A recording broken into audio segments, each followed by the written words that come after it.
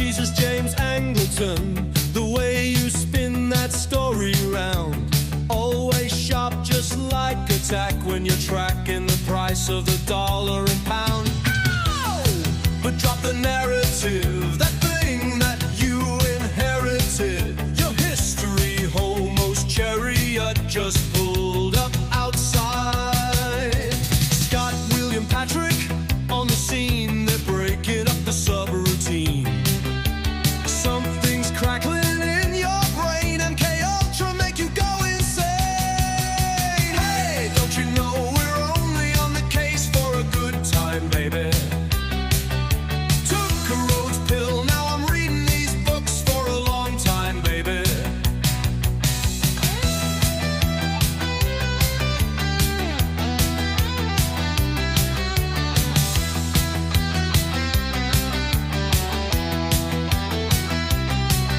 Honey pots and psyop traps, you can trust the plan until you snap. Slop conspiracy everywhere. History homos clear the air. Close your eyes, what's truth or lie? Hiding in the space between. Reality's a tangled scene. Tune in, you'll know what I mean.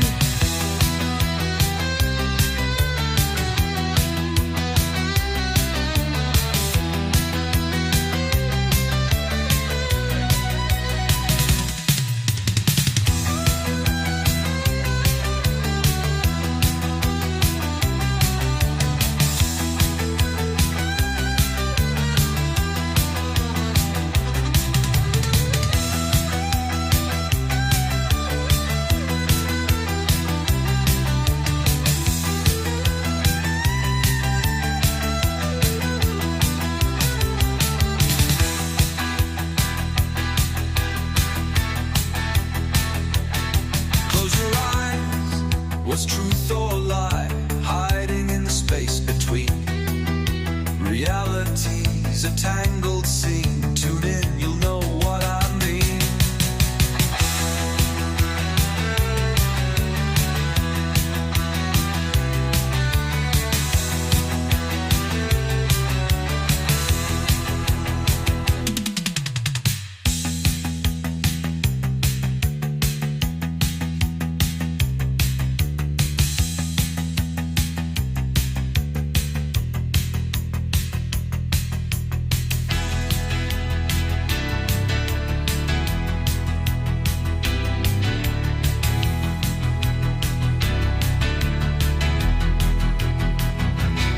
Hey, history homos only on the case for a good time, baby. Took a Rhodes pill, now I'm reading these books for a long time, baby.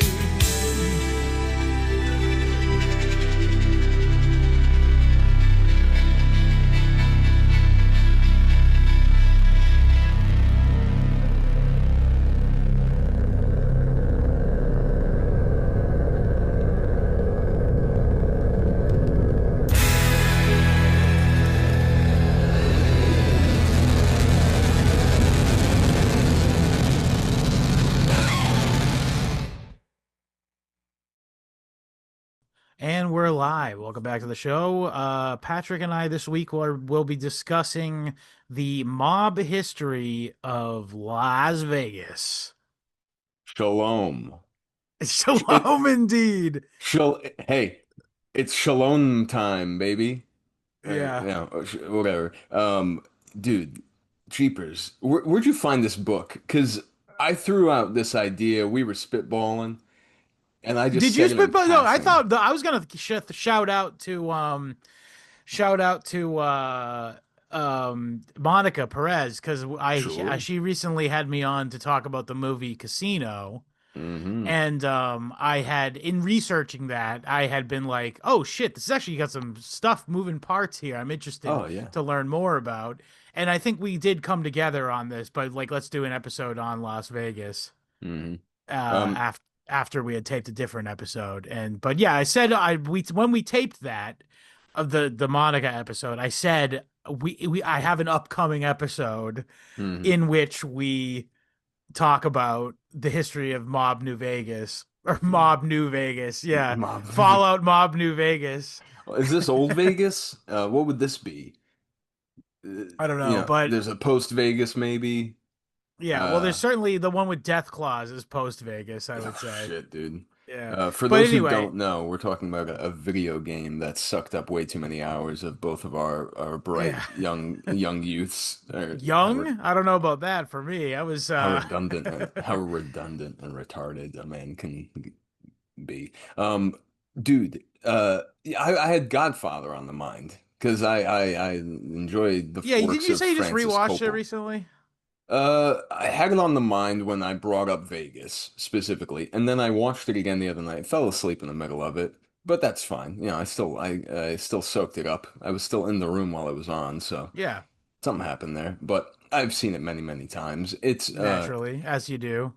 yeah, I mean, but to be honest, if you've seen Casino, this will all feel familiar to you because Yeah, well, that the movie. end of it certainly, yeah. Oh yeah, At the end of our episode, I should say, because that is sort of the end. Much like in the film Casino, that the events that it depicts loosely are largely the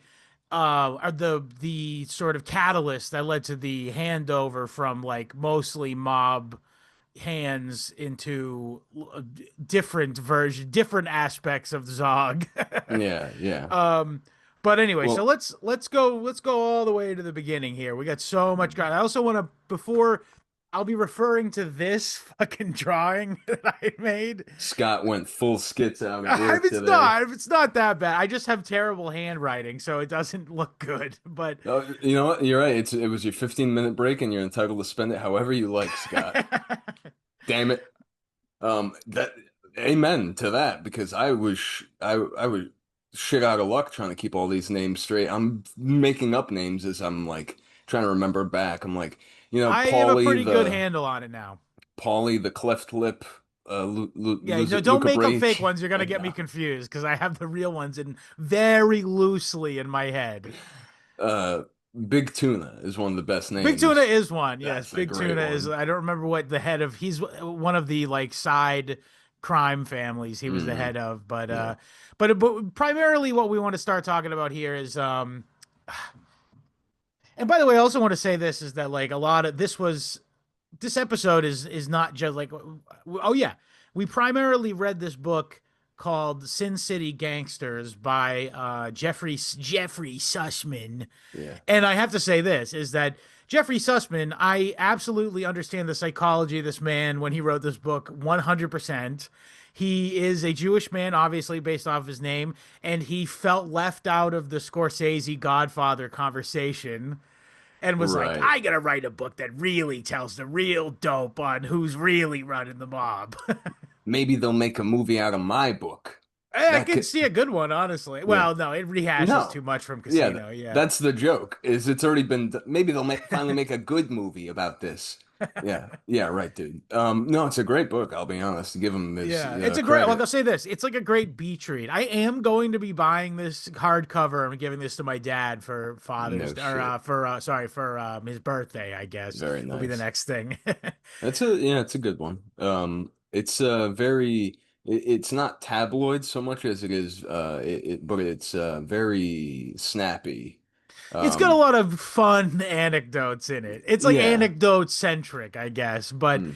it makes for a Oh, good episode, I think, honestly, because I got a lot of fun anecdotes to recount. you repeated a few things that, what are you gonna do? Like, Yeah, well, listen, but hey, he's not a Pulitzer Prize winner or nothing, but yeah, but I mean, if you you deal with these types, these mafia types, you're gonna have to I don't know if listen to you've the read. same story again and again. Have you read the Yes. you probably have the Michael Collins Mm, Piper Final Oh, Judgment? not in its entirety. Yeah, No, he my repeats things over and over again in that too. Yeah, so mm, it's just like when they're trying to make a point, they repeat yeah, stuff. I it's yeah. fine. Doesn't bother Let me it that be. much. Hey, fine by But me. let's but anyway, so okay, the Las Vegas in general, we'll just talk about the place Las Vegas. It was Mhm. originally a stopping point for trains primarily and also for like cattle rangers on their way to California from the various Nevada territories. And Las Vegas means the pastures. And Hmm. it was named this because it was the only area with groundwater Hmm. for quite a ways, as you can imagine. That's a big deal. Yeah. Oh, Yeah. yeah. Like that, yeah. Las Vegas was big talk well before any buildings went up. Like Truly.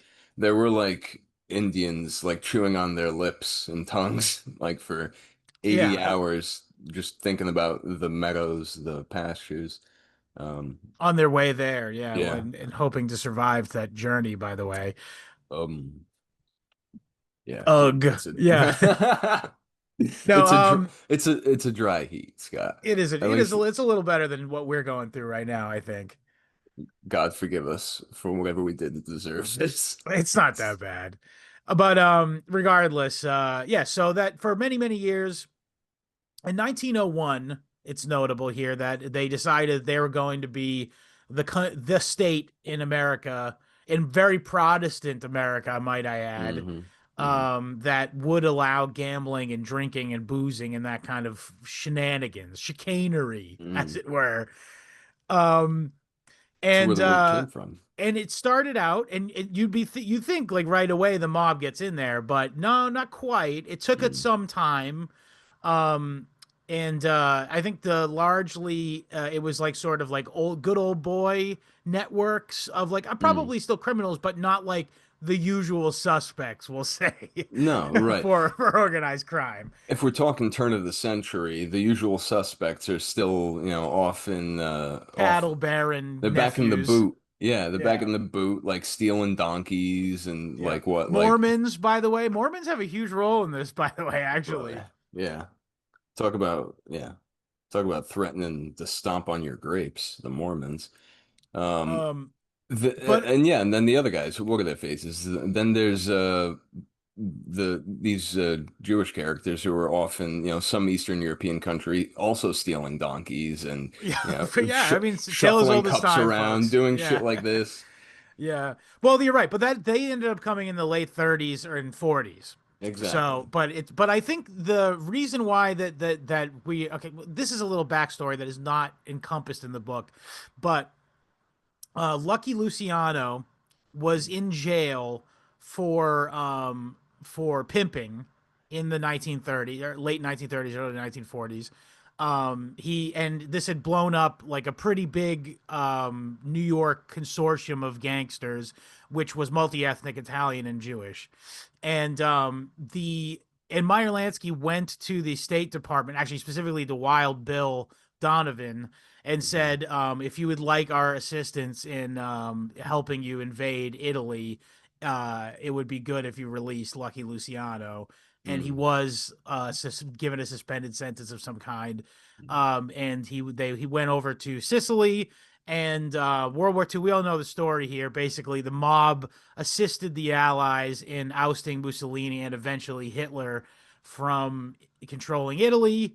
And then after that, the very same syndicate that we're discussing here with Lucky Luciano and Meyer Lansky facilitated the heroin trade into America for the what was the OSS and now was the CIA with the initial startup money from Chiang Kai-shek. um, Because they had to, throw a few degrees of separation in at least. Actually, Yeah, no, well, I that think it kind was of like brings it full services circle. rendered for having assisted Chiang Kai-shek during the World War II against the Japanese. Yeah. Um, but regardless, the whole that's how the whole thing started. So that's like a little bit of backstory here. So but here's the thing. So in the 19th late 1930s, early 1940s, or sorry, as the war ended, I should say, New Mm. York was like, no more fucking around. Mhm. We have like hardcore like district attorneys, and they have Tuck your shirt in. Sing Sing Get your prison with old Sparky. right. Yeah. Meaning No. they Yeah. start zapping dudes, and they're Yeah. like, no more fucking around with this crime shit, Tuck your fucking basically. shirts in. Get your feet off the table. This is a legitimate enterprise. Michael, Yeah. 5 years ago, you told me this would be a legitimate business. That was 7 years ago. Shut up. Um, Um. yeah, so they and Vegas is in the that's totally out of their purview. What they're not thinking about Completely, Vegas at because they're all. trying to Yeah. survive right now. Yeah, Hmm. and also I should mention too is that a lot of You the said the money that wars. started up prior to the war. This is also kind of important too. Particularly Jewish mobsters were bootleggers. Mm. Mo Dalitz was so known for doing what's it called, bootlegging over Lake Erie that all the Italian mobsters would start referring to it as Jew Lake. um but and yeah, so yeah, so Mo Dalitz, people like Mo Dalitz, Meyer It Lansky, was um, closed on Saturdays. I maybe I don't Yeah. know about that, but All the regardless, but that yeah, so after the war though, basically there was the organization, the Bugs and Meyer gang was Bugsy hmm Siegel and Meyer Meyer Lansky, of Lansky. course, and they also had a different partnership with the three of them and other people called Murder Inc. Mm. With the Genovese crime family, who is headed by Lucky Luciano, and Frank Costello, Yeah. who after the war would go down to be the Genovese crime family representative in New Orleans. Mm. Um, And mind you, this is like a notorious, and for anyone that's not aware, this is what the mythology of a murder for hire, like 20th century yeah, organization this was like is. tabloids. This was like a scare. This was almost like a psyop, like done on like the people to be like, you should be afraid of organized crime, Murder Inc. Yeah, And that like they had a whole structure where like if you were an employee of Murder Inc., you got paid like a salary. This is the thing nice. they started these things called syndicates, which Yeah, is like a corporation essentially.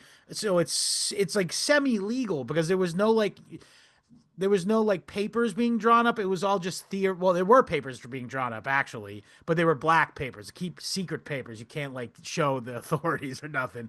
But they yeah. just, like make little corporations with points in them.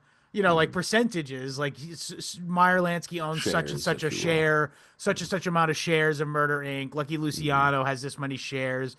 Um, Jim what Cramer's have you? pitching Murder Inc. on Mad Money. Buy. Kill, kill, kill.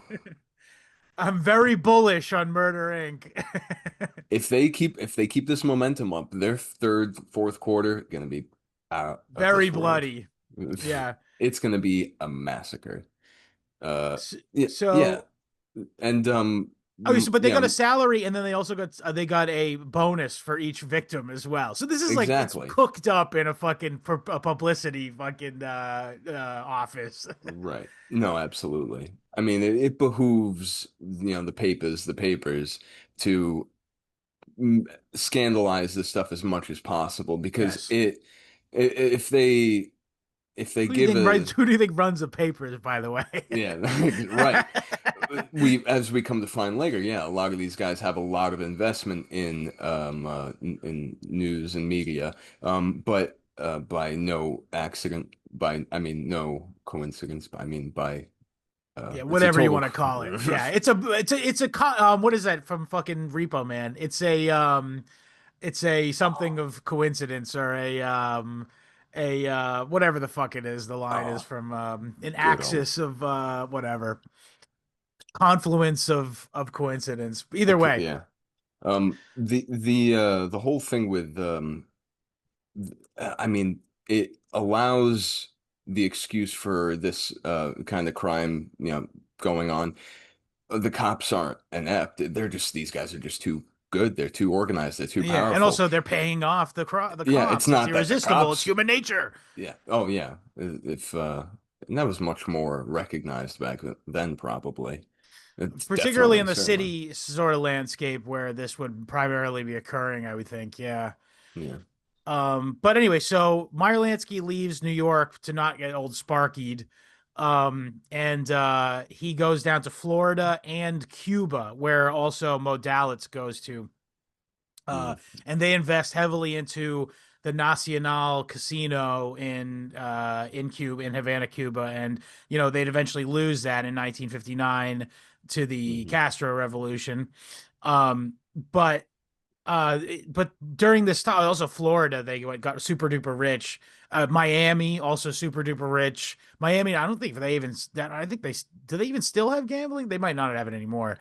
But I mean, for whatever they're getting away with on the sly, for sure, but the fact that they have legitimate spots in Havana and so on, like he yeah. was making legit money on, on paper, but never mind the fact that he's been and I believe still at this time facilitating heroin Oh yeah, trade. all that everything, So, dude. yeah, Pimping, fucking come heroin, on, blackmail, everything under the sun. You could brother, murder for can you hire still. spare a Yeah, they just dime? quit. What do you think? Murder Inc. folded up and they're like, we're done Yeah, contracting killers.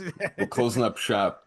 The the murder business ain't what it used to be. But here's the other thing. I think I saw this in that documentary I sent you. Very Yes. weirdly made, by the way. Clearly made during COVID, and like Did had not. like they did Yeah. Zoom calls for the interviews, and you could hear like the Nice. shitty room sound and stuff. But Dogs barking. what's it called? What they made a good point in it though is like during that whole time, like so when Vegas finally does open up we'll get to that in a minute, of course, but when Vegas does finally open up to be legal gambling or whatever, the only people who know how to do it are criminals because it's never been legal before. Right. Yeah.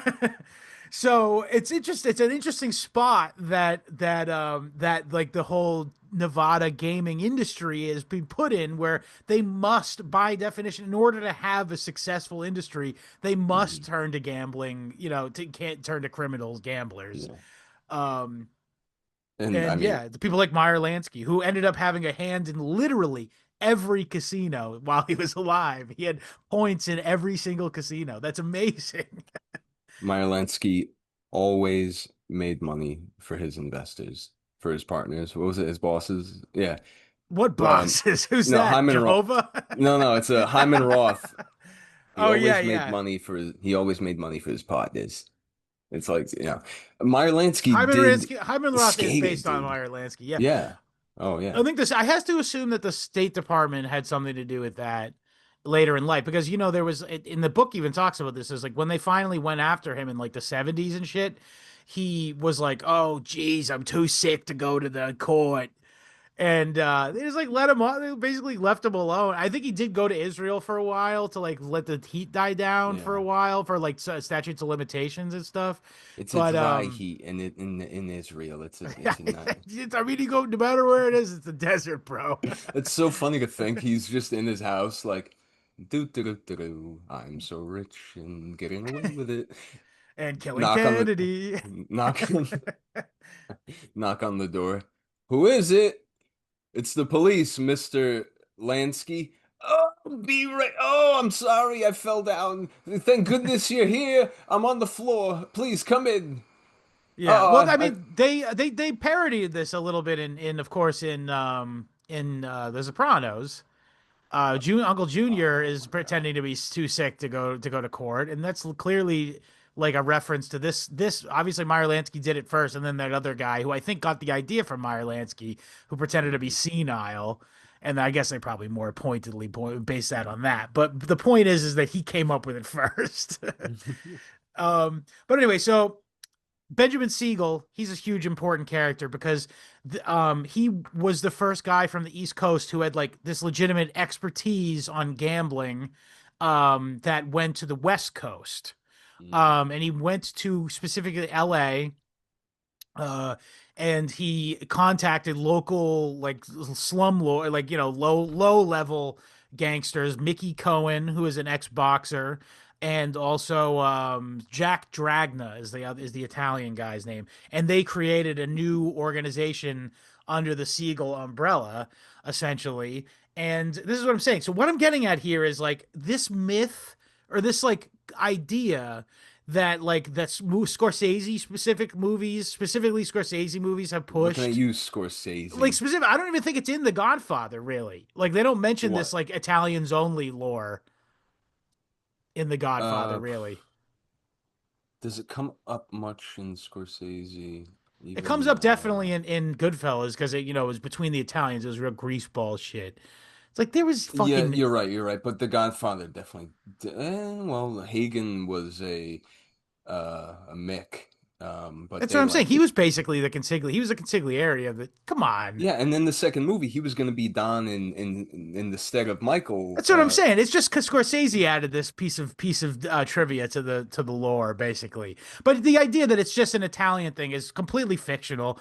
I've heard an anecdote from Meyer Lansky, or maybe not from Meyer Lansky, but someone who had told the story out of school from Meyer Lansky that he got made like the Italian way, like with the Mm, fucking prayer cards and shit, the and he kiss just on the rolled his lips. eyes during it. Oh, Yeah. sacrilegious son of a Well, bitch. it's sacrilegious to No respect do the for fucking nothing. ritual, to be honest. No respect Don't for you think it's a little nothing. sacrilegious for them to be doing the ritual as to do a life of crime? Oh, the whole thing. Yeah, oh, no, absolutely. It's Black Mass-esque. Yeah, They burn they draw blood on a card of a saint and they burn it. yeah, that's very Weird. sacrilegious. Yeah, it's all this very hackneyed, like uh barely barely self-justifying, like just dumbass psychotic shit Yeah, that I all think what do you call it? It's like cargo cultish. It's like, yeah, we're Italian. Just do the thing. It's yes. sort of like the Catholic Church. You said, yeah, man. You said that last night on the other episode that we Yeah. recorded, and it rang with me after, and you're saying it again. But there is something to, and what I think McGowan keeps pointing to, I think it's McGowan, what ties these criminal organizations together is not so much, Oh yeah, it's a especially pseudo the related. occult. Yeah, and that Yeah, you're thinking of it's in Eye of the Chicken Hawk actually. sure, there you go. Yeah, Yeah. okay. But yeah, But Santa Muerte, they have this like pseudo perfect. religious Yes. aspect to like the underground gang because it invokes like pathways in your head that like have higher reverence or whatever. Like, and it's Hmm. hijacking that natural inborn human ability to have faith or whatever, and then trying to go, Hmm.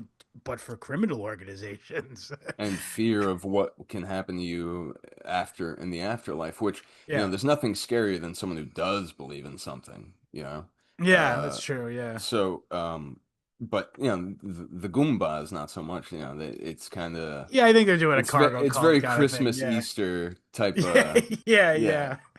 but yeah, nonetheless, we carry See, on. they're So, CEOs, dude. They're CEO Catholics. okay, Christmas and Easter only. what am I, gay?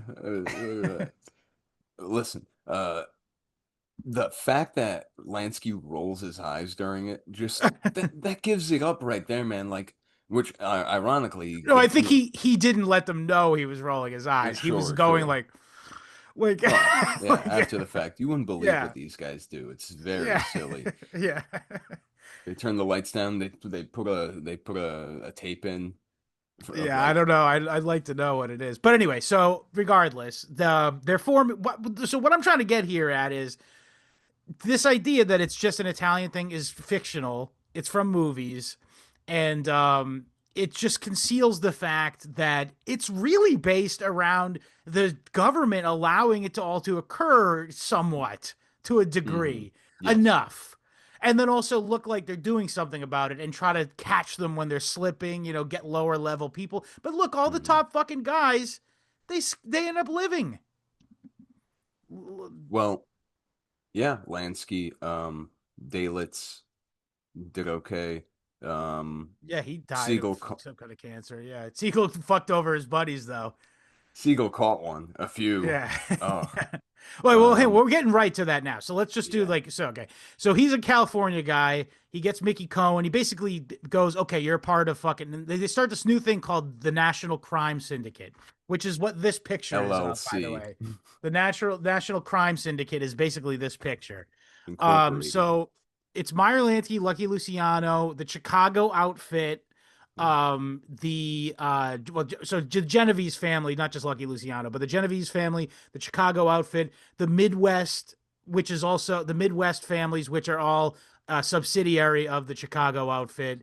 But basically, they all get points in this big corporation, of which Meyer Lansky is the highest owner of all the fucking things. Mm, And this overarching organization is like was like not the because later the people refer to the the Teamsters Fund as the bank of the mob, but Yeah.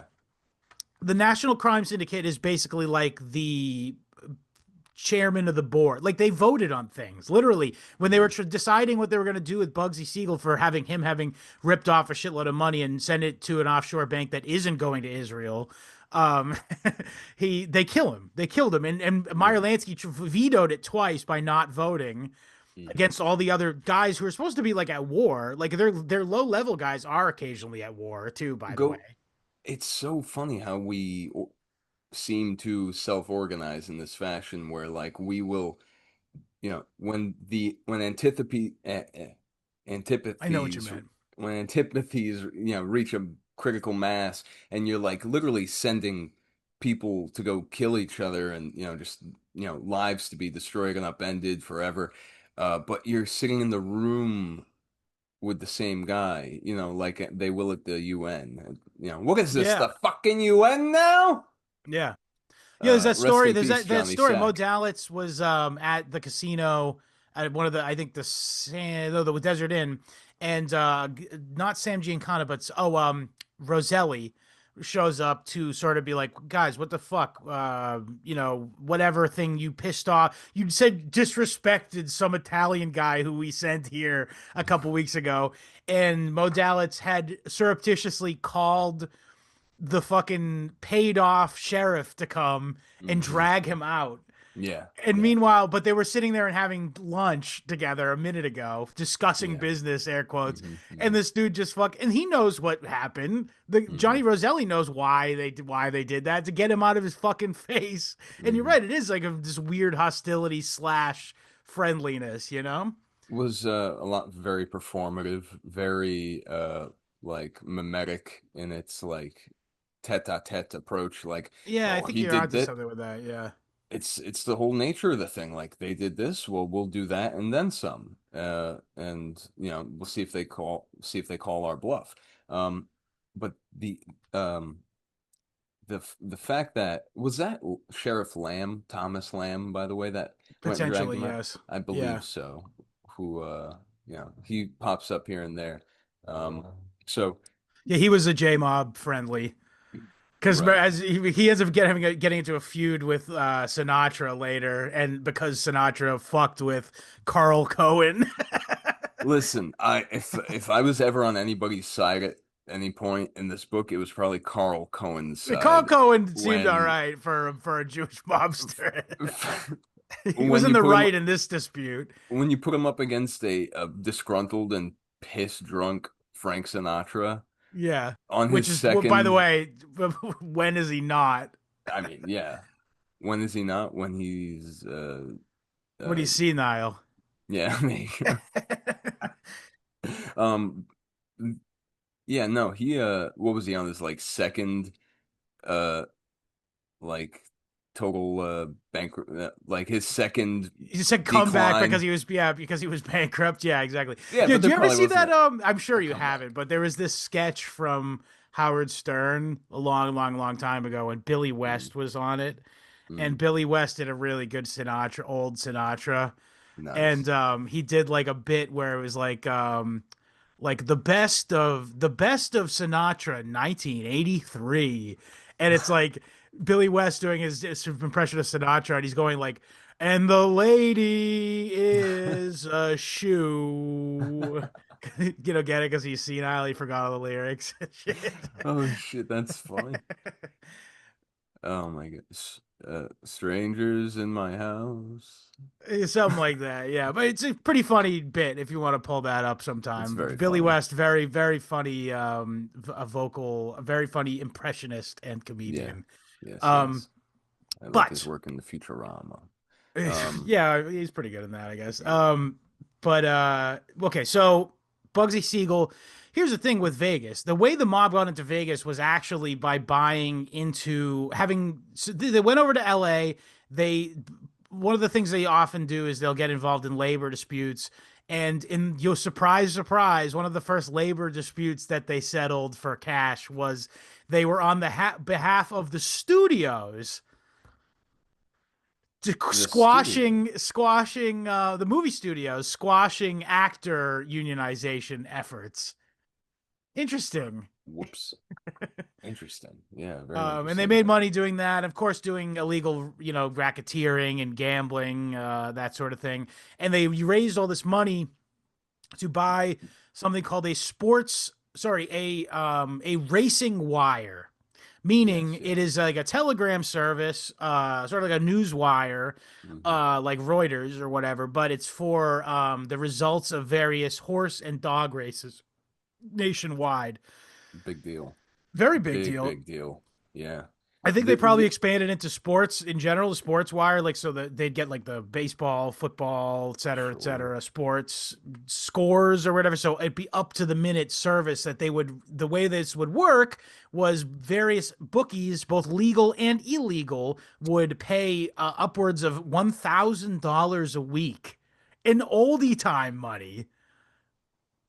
Holy heck and a Yeah, half. that's a lot of money to be getting. 52K a year. Yeah, For what? Yeah, that's oldie hundreds of time. thousands of dollars, dude. But I mean, think about it. What this is, they're literally holding like liquid gold in their hands. Yeah, and The to have a monopoly on it too, like that. But the the way they got the monopoly on it was they literally murdered the other guy who owned it, if I'm not mistaken. he wasn't using it anyways. Yeah, well, they tried to buy it out from him, and he was like, "Fuck you," and they're like, "Well, fuck us, fine." Dude, that's like that's the thing that we're not talking like movies. Yeah. We're talking real life here, but that's Yes. the thing that always bugged me, watching like mob movies and stuff was just like I I'm showing my like my sensitivity in my advanced age, but like just the way that life is so freaking Cheap to these people. Yeah. dude, it's ridiculous. It's like uh Yeah, no, it is actually really tragic, honestly, because like not only are they do treat life so like cheaply like that and just kill a guy for his money. It's like I guess from their perspective he wasn't going to budge, so this was the only way they get what they wanted. But regardless, the entire nature of their business is like to prey on people's weaknesses too. So oh, like, you know what I mean? Like, so yeah, it's it's just like purely they satanic. have to know that it's bad. Like, Yeah, what kills me is the fact that it's not illogical. They have yes. there's a reason to the I way think they work. logic is how they get their heads around the entire enterprise. Is like It's like, it's like someone else is going to do this if I don't do it. yeah, right, So yeah. I Like guess it should be me, as they're thinking. Like, you're gonna die for money? It's like, dude, you're peeling my freaking chest off with a freaking safety razor. What are you talking about? I'm gonna die for money? yeah, you This will is my too. fam this is my family business. That is the thing. It's like things escalate. I mean, no, this was always a thing. There was always a chance in America that there was somebody crazier than you coming Yeah, around the but the bend. nature of America in general, because it's people who are like, "Fuck it, let's leave where we're from and go there." Yeah. And uh White people who did that, and not like giving a bunch of money from the host government to come and ruin the country. mm, oh dude, we not we, but white people ate a lot of bear for a long Yeah, a time. lot of crow for a A lot of while too. Yeah. yeah. Anyway, so the news wire or the radio wire thing though, or the sports wire thing rather though. So this was so basically Siegel's idea was we should move our sports wire to Las Vegas because they have legal gambling there and we need to get in there. So they moved the sports wire there, and there's mean erstwhile a guy named Bill Wilkerson, known anti-Semite slash proprietor of the Hollywood Reporter magazine, still in existence today, by the way. Also, he was like a nightclub entrepreneur from Beverly Hills, A mover, real a estate shaker. guy. Yeah, for sure. And he was like, I got an idea. Let's build luxury casino because in Las Vegas, I should mention here. So I said before that the mob wasn't into the first 20 years of Vegas having gambling in it. The mob had nothing to do with. No, yeah. And it was all these really rinky dink, I love literal it. sawdust on the Yeah. floor. Upright piano going ting ting ting ting ting Ama ting ting yeah. ting ting ting ting You ting put your ting ting. boots on the table, you shit kicking cock sucking.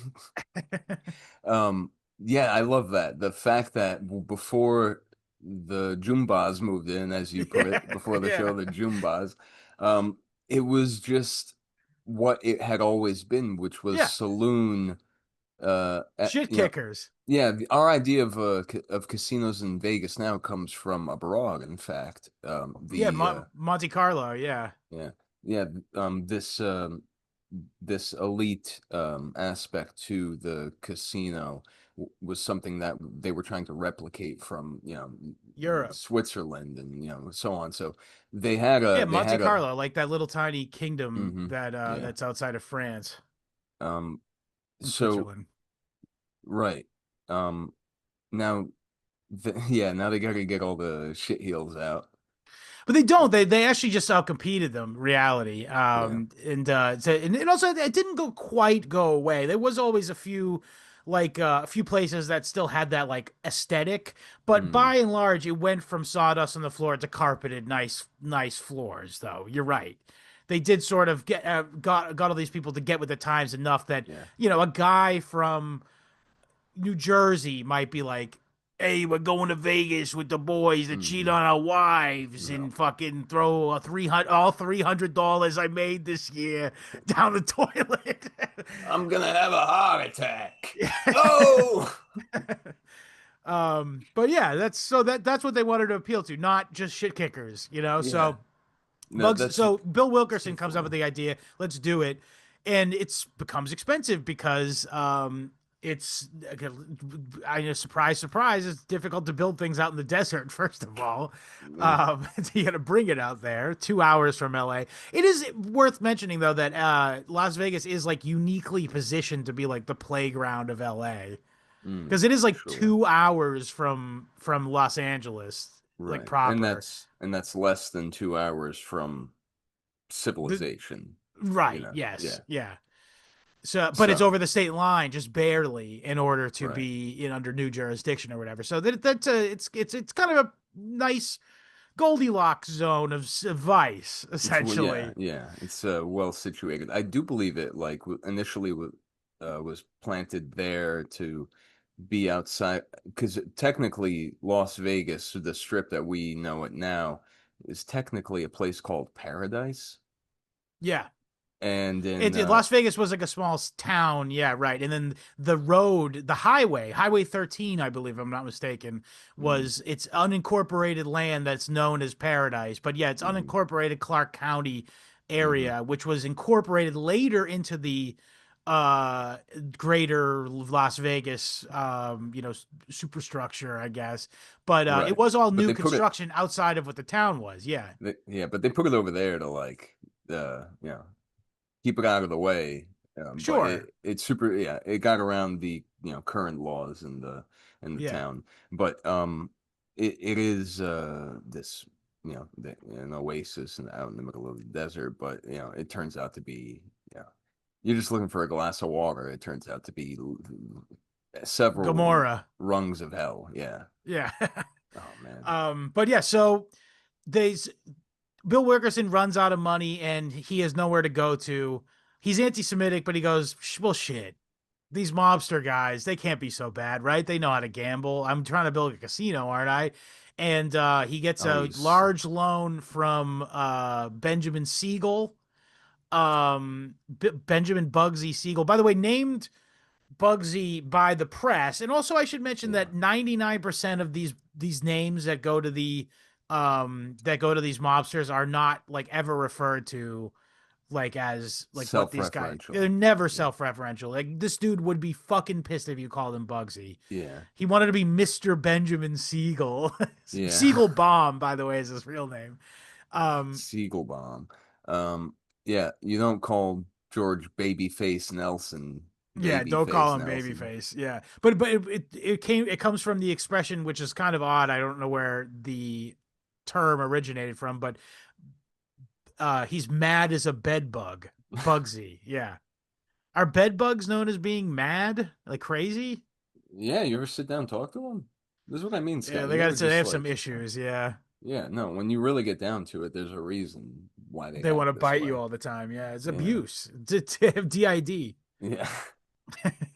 Um, No, yeah, I love that. Yeah, all this stupid bullshit that like, people three generations removed from you will say like, and it's like, no, what makes you think that would make any sense out of yeah, context? yeah. You But nut? Matt is a bed bug. Yeah, What are you talking? What did you were bed bugs chatty back yeah. in the I'll say day? this: I've suffered bed bugs in my life. Oh, You, as a sufferer of bed bugs, become crazy that while it's happening to you. must be it. It I'm could be sure. something to do. It has to. It's the only thing that makes any sense to me. So yeah. Either way, the guy's name, don't call him Bugsy Don't call to him his Bugsy to his face. fucking face, dude. That's Oh, crazy. You get you're out killed of for your mind. less. People get killed for less. But yeah, so he goes, all right, no problem. I will buy out, or no, I will buy into this hotel. And immediately Meyer Lansky goes, yeah, we're gonna have to kill this guy. We're not, Yeah, we're not gonna let him have a piece of the fucking action. yeah. And Look, they put him a gun to his head and say, sign a piece of paper that says we have all our shares and we will give you the cash for what we think is a fair value for your part. what a wild arrangement. Like, why are you going through these motions? Like, people, they're not, none of you are doing this for money. You're doing this for like the feeling and yeah, like if you take his pride, you take his dignity of being able to and his agency to be able to, that's all he Well, cares let's about. not get crazy here. The guy was still a millionaire, I think. Like They all think because they're gonna go to the slammer, true. So, like, to be fair, yeah, like, the but guy I had just think like it's the guy owned many properties in Beverly Hills and like in clubs and all kinds of shit. So they were forcing him out of this one investment. Which yeah. again, I sound like I'm defending these guys. By the No, I way, know what you mean. Yeah, he could have been I can see happy them with it. rationalizing this. I can see them rationalizing this one. Yeah, But this is but the they, flamingo, by the way. I yeah, forgot to mention this. sure, sure. Yeah, but this is not. This is about respect. This is It's about. yeah, it's with nothing This is but about your. respect. This is about your This balls. is about Godfather's Pizza in fucking in Smithfield, Rhode Island. Pizza delivery till 3 a.m. with nothing but respect. There's a billboard that I see every time I'm coming back into Massachusetts from Rhode Island. It says that. Nothing. I gotta keep an eye out for that. I might be Um, gone. It was there a long time though. do a Google and put it in the thumbnail. No. Yeah, no, damn. That's Las um, Vegas. Um, yeah, so they blow him away on his yeah, couch, he ends up. on his mistress's couch, I think. Yeah, they do end up killing him. I think you're right. He ends up going to France though, doesn't he? He goes, oh yeah. They say you got to leave Vegas after they force him to sell his shares, and then he's like, okay, I'll leave Vegas, and they're like, we think you should leave the country, and he goes, no problem. Goes to France, they fucking kill him. I've always wanted to go to France. Dead. Whatever. Well, F to Bill Wilkerson. yeah. And so here's the thing. So Bugsy Siegel takes over the Oh, right. Flamingo I confused Bugsy and with Bill. immediately starts fucking stealing. Well, what else is he there to do? The I skim, well stealing. baby. He was skimming the skim. So we can You explain can't what the skim the skim is. skim. Dude, the skim is everything. Everything. Yeah. Everything. Well, it's important to say this because the skim is the idea that so basically the gangsters would get an in to the counting room, and this is depicted Hmm. fairly well in the Casino movie, by the way. Hmm. They'd get a guy or guys in the counting room, and that guy would extract a percentage, a calculated percentage Hmm. of the amount of money that it took in pre-tax, Hmm. and then they would report the lower amount after they've already taken that amount to the tax man to be like, look, Hmm. everything's on the up and up. We're losing money. No, Hmm. they didn't want to be losing money. They wanted to still be making money on the books, but they also wanted to be making money while skimming. Look, we made a modest sum. Yeah, that's Yeah, exactly what their ideal situation would have been, right? right. And then they would take these.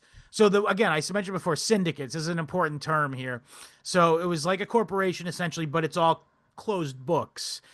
And Meyer Lansky was the bookkeeper at all times, I'm assuming. And so he basically they each casino would have points in it, and you could have like just 1 point. For instance, all of the casinos that were funded by the Teamsters Central Retirement Fund, Central States Retirement Fund, Jimmy Hoffa just got 1% of every one Nice. right off the top as part of the as like a finder's fee, I guess. And I'll take so that yeah, deal. there's a lot of people into each one of these things, Oh and yeah. all this stuff would be like carefully taken, carefully accounted for in like both the heads and like burnable papers of some Jumba. Yeah, no. Yeah, they didn't have to do like neuromancer-esque kidnappings Calculation. Oh, right, yeah. to like keep, they really just had to burn some papers or hit a guy upside the head a few times until he forgot numbers. Right.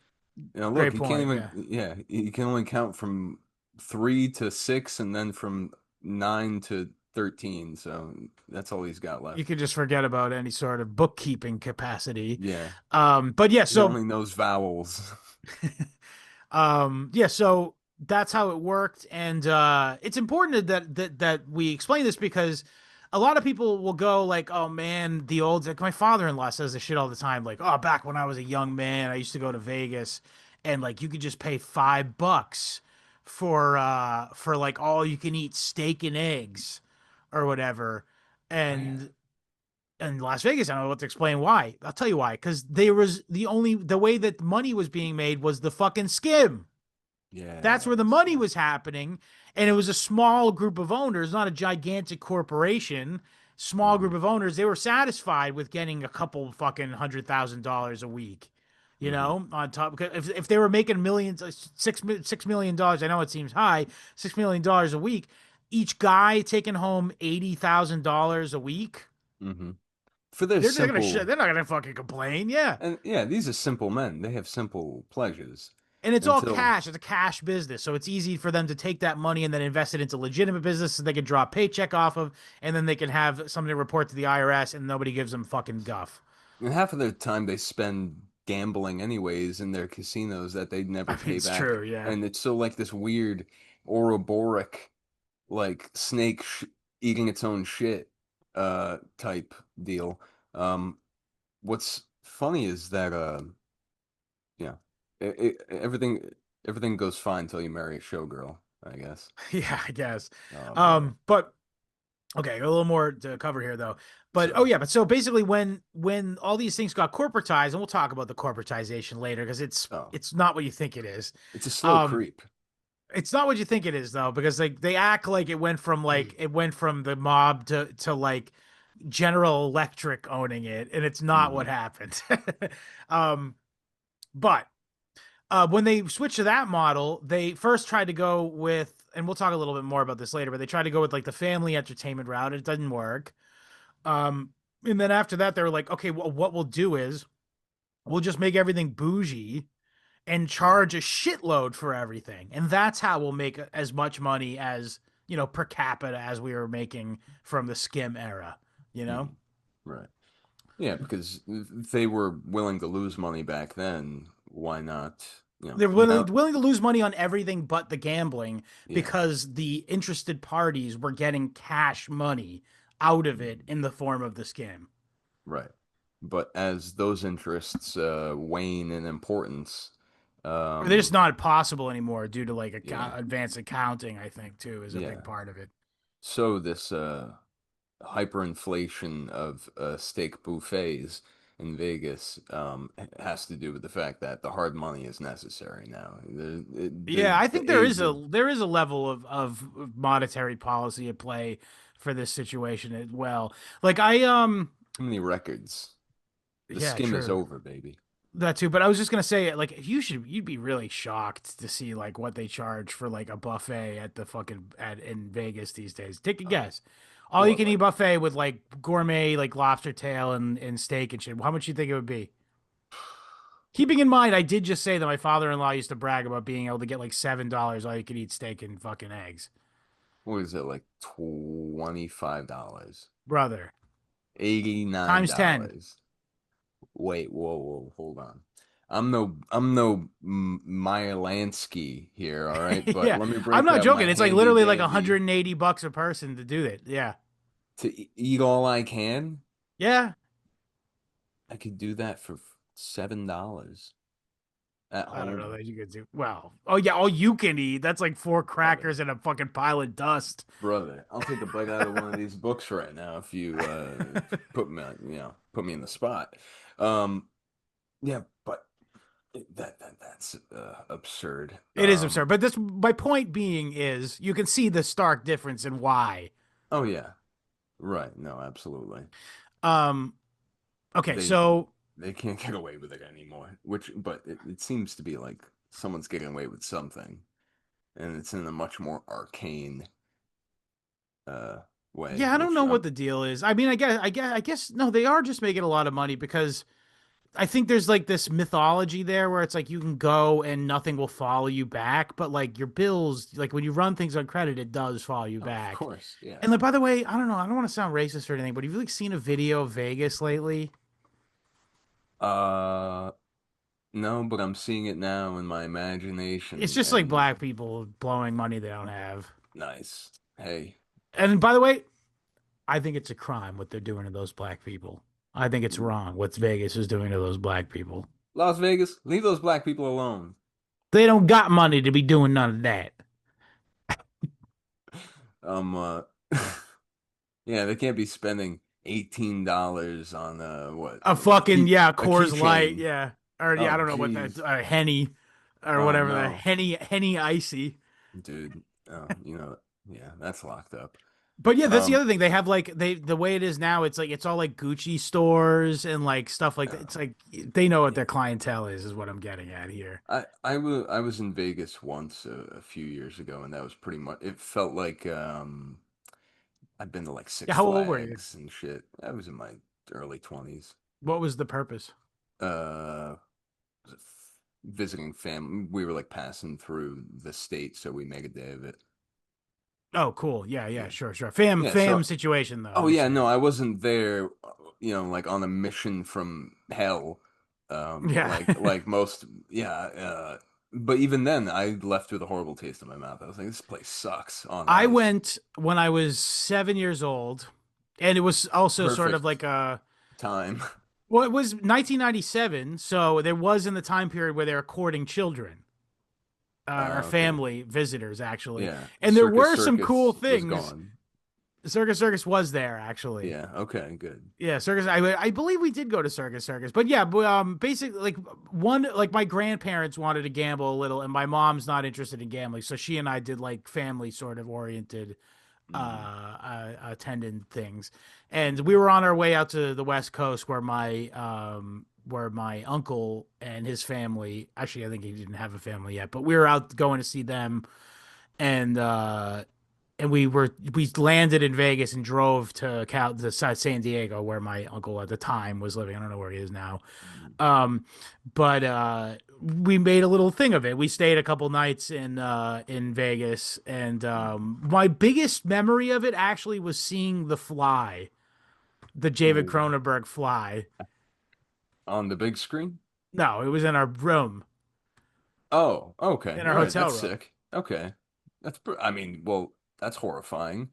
I thought it What was were you? great. Okay, good. Yeah. Well, yeah, you were an adept 7-year-old. You weren't Yeah. gonna get spooked by, images on the screen. But there's some cool. I mean, again, I think if I went there now, I'd be like, "This is gay and lame." Oh, But of course, it sure. doesn't. These things, attractions don't exist anymore. But they had made like Disney style, big budget themed attractions. I think we stayed the night that I watched The Fly. We stayed in the Treasure Island, and when you get there, you see a fucking pirate battle taking place Right. as you No. come in. Like it's pretty sick. I do think, in fact, that they did. I don't know if that's there anymore because Yeah, I think in that's s- gone. Yeah. yeah, I think they blew. I think They yeah, usually blow them up, yeah. I saw some footage. It reminded me of that tragedy. Um, if you know what I mean.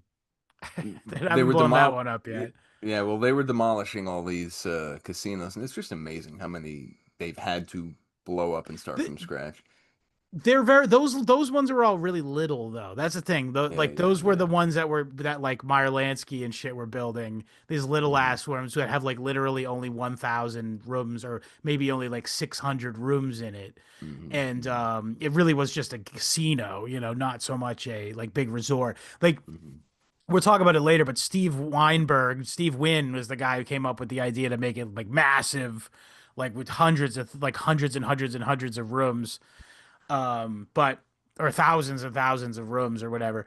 But again, we're jumping ahead here. I want to get a couple more things. So Mo Dalitz, also a very important figure here. Mo Dalitz was an associate of Meyer Lansky, business partner of Meyer Lansky's in the Miami and in Cuba, and right after Bugsy Siegel had started the Flamingo, and Mo Dalitz went to start the Stardust and the Desert Inn. In the Desert Inn, he partnered with a Goyim frontman named Wilbur Clark, who was its proprietor for most of its life until Howard Hughes eventually bought it. Hmm. And this was like one of the Desert Inn is like one of the classic casinos. Hmm. And Bo Dalitz was the manager of it. And looks like, yeah, no, no, no. And so he also opened the Stardust, which was originally conceived similarly to the Bill Wilkerson situation, was conceived by a low level mobster from L.A. named James, I think Corneo, who was a he had started a riverboat, or sorry, like a boat Hmm. where they did gambling on, and he failed at that and said, "Fuck it, I'm going to Vegas instead." And Hmm. he ended up running out of money, like all these guys do. I would imagine there's probably some mob interference as to why they're running out of money and then they need to get into debt, you know? Sure, yeah. Um, yeah, they probably run their no, they're literally running their credit dry. Constructions, yeah, on But purpose, yeah. yeah, just with It'd somewhat be a with shame if you guys needed to take a loan on from us and we don't pot at the casino. But yeah, so that's what happened. This Jim Corneo guy, or maybe it's not Jim Corneo, but Corneo guy, same thing happened. Mo Dalitz steps in and says, "No problem, bro. I'll get you some money." And so you happens owe to us all of like us. $1 million. But this dude was like a gambling addict. This is why he couldn't make it. And he got himself into hundreds of thousands of dollars of craps debt. And Or when they told him 1 million, he was like, 1 million? Not a problem. I'll see. yeah, Give me 48 hours. yeah, I'll win it all back right now. Yeah. And Let yeah, me so he's down loose. like hundreds of thousands of dollars, and he ends up fucking. Oh, the best part was a waitress hands him a bill for like 40 drinks he's just drank while on a big Yes. losing streak, and he goes, "I'm the fucking president of this casino," and drops dead. No, hold on. The book speculates that it was poison, for the record. Yeah, the glass was washed very Immediately, I don't know, promptly. whatever. It's a fun piece of lore, regardless. Mm. That is, yeah, quite a Shakespearean end right there to die on that carpet. But yeah, so then at that point, Mo Dalitz was like, "Sick, nice is my fucking casino fully now," and Oh no. Oh no, what a tragedy. Oh, sorry, are my hands rubbing together? yeah. So Yeah. initially, he gives it to the guy's brother, and then like that guy ends up getting killed, I think. And then they eventually put in a guy named Max Factor, who is a Polish Jew. um, and yeah, so it's you're getting the picture here, I think. Mm. um Also, we got Meyer Lansky was a big investor in the Sands Casino with Frank Costello, who is probably better known as the Genovese representative of New Orleans. But they had a straight front man named Jack Entratter, and he was the proprietor for the majority of the time until Howard Hughes eventually went on to buy it. Um, And I'm just looking at my map here to go through all the No, things. dude. Yeah, I can imagine the map is taking you on a So the journey. flamingo I mentioned before. So, but Bugsy Siegel started the flamingo, and then after he died in short order, by the way, he was replaced by the cooperative efforts of Mo Sedway and Gus Greenbaum, who were I know. It's Morris Stiglitz is the guy's real name. Mo Sedway, by the way. um, Cool name, dude. Where'd you get yeah, it? I don't know. He had invented the Segway, Mo Segway. Oh. How about Mo Segway? And he's a gangster who rides around in a Segway. I'm coming to get you, Goyim. You better run. Oh no, my um, battery's dying. I also want to say is that the book falls over itself to like pat these guys on the back for giving to Jewish charities and stuff. Yes, Like, yes. I mean, yeah, as if it's not obviously, you know, those are the charities that were, it, most how many of happy. them do you think there are? He's giving to their cousins. Shit. Yeah, there's that. And if it's not that, I mean, just think about it. It's like, what kind of charity is like going up being like, you know, we'd be happy to work with you. We'll put your name on the building, not a problem. Yeah, I mean, actually, that's a great point. I didn't even think of. It's like, yeah, what kind of charity is this that's so unscrupulous? And it's like, yes, the Mo Sedway Award for Valor. Mo Sedway was given. You'll be shocked to find out that Mo Sedway was the recipient. Oh no, sorry, Mo Dalitz was the Yeah. recipient of the B'nai B'rith Anti Defamation League Torch of Freedom Award. Oh wow, what a mitzvah. What a joy. Yeah. Um, Also, by the way, another thing is, I just to put the fine point on it. Like we are talking about like the Meyer Lansky syndicate here, so I imagine like a lot of these Jewish charities are just straight up funding Haganah, mm, like Haagen-Dazs? no It's Haganah, the or hard. what's Irgun possibly. Ah. The two there was those two Mm-hmm. paramilitary Jewish groups in Palestine before Mm-hmm. the formation of Israel. Mm-hmm. So I assume that's probably where this Jewish charity was largely going to, Mm-hmm. or perhaps, getting money to establish like olive groves or something. I don't, who the hell Sure. knows? Yeah. Yeah.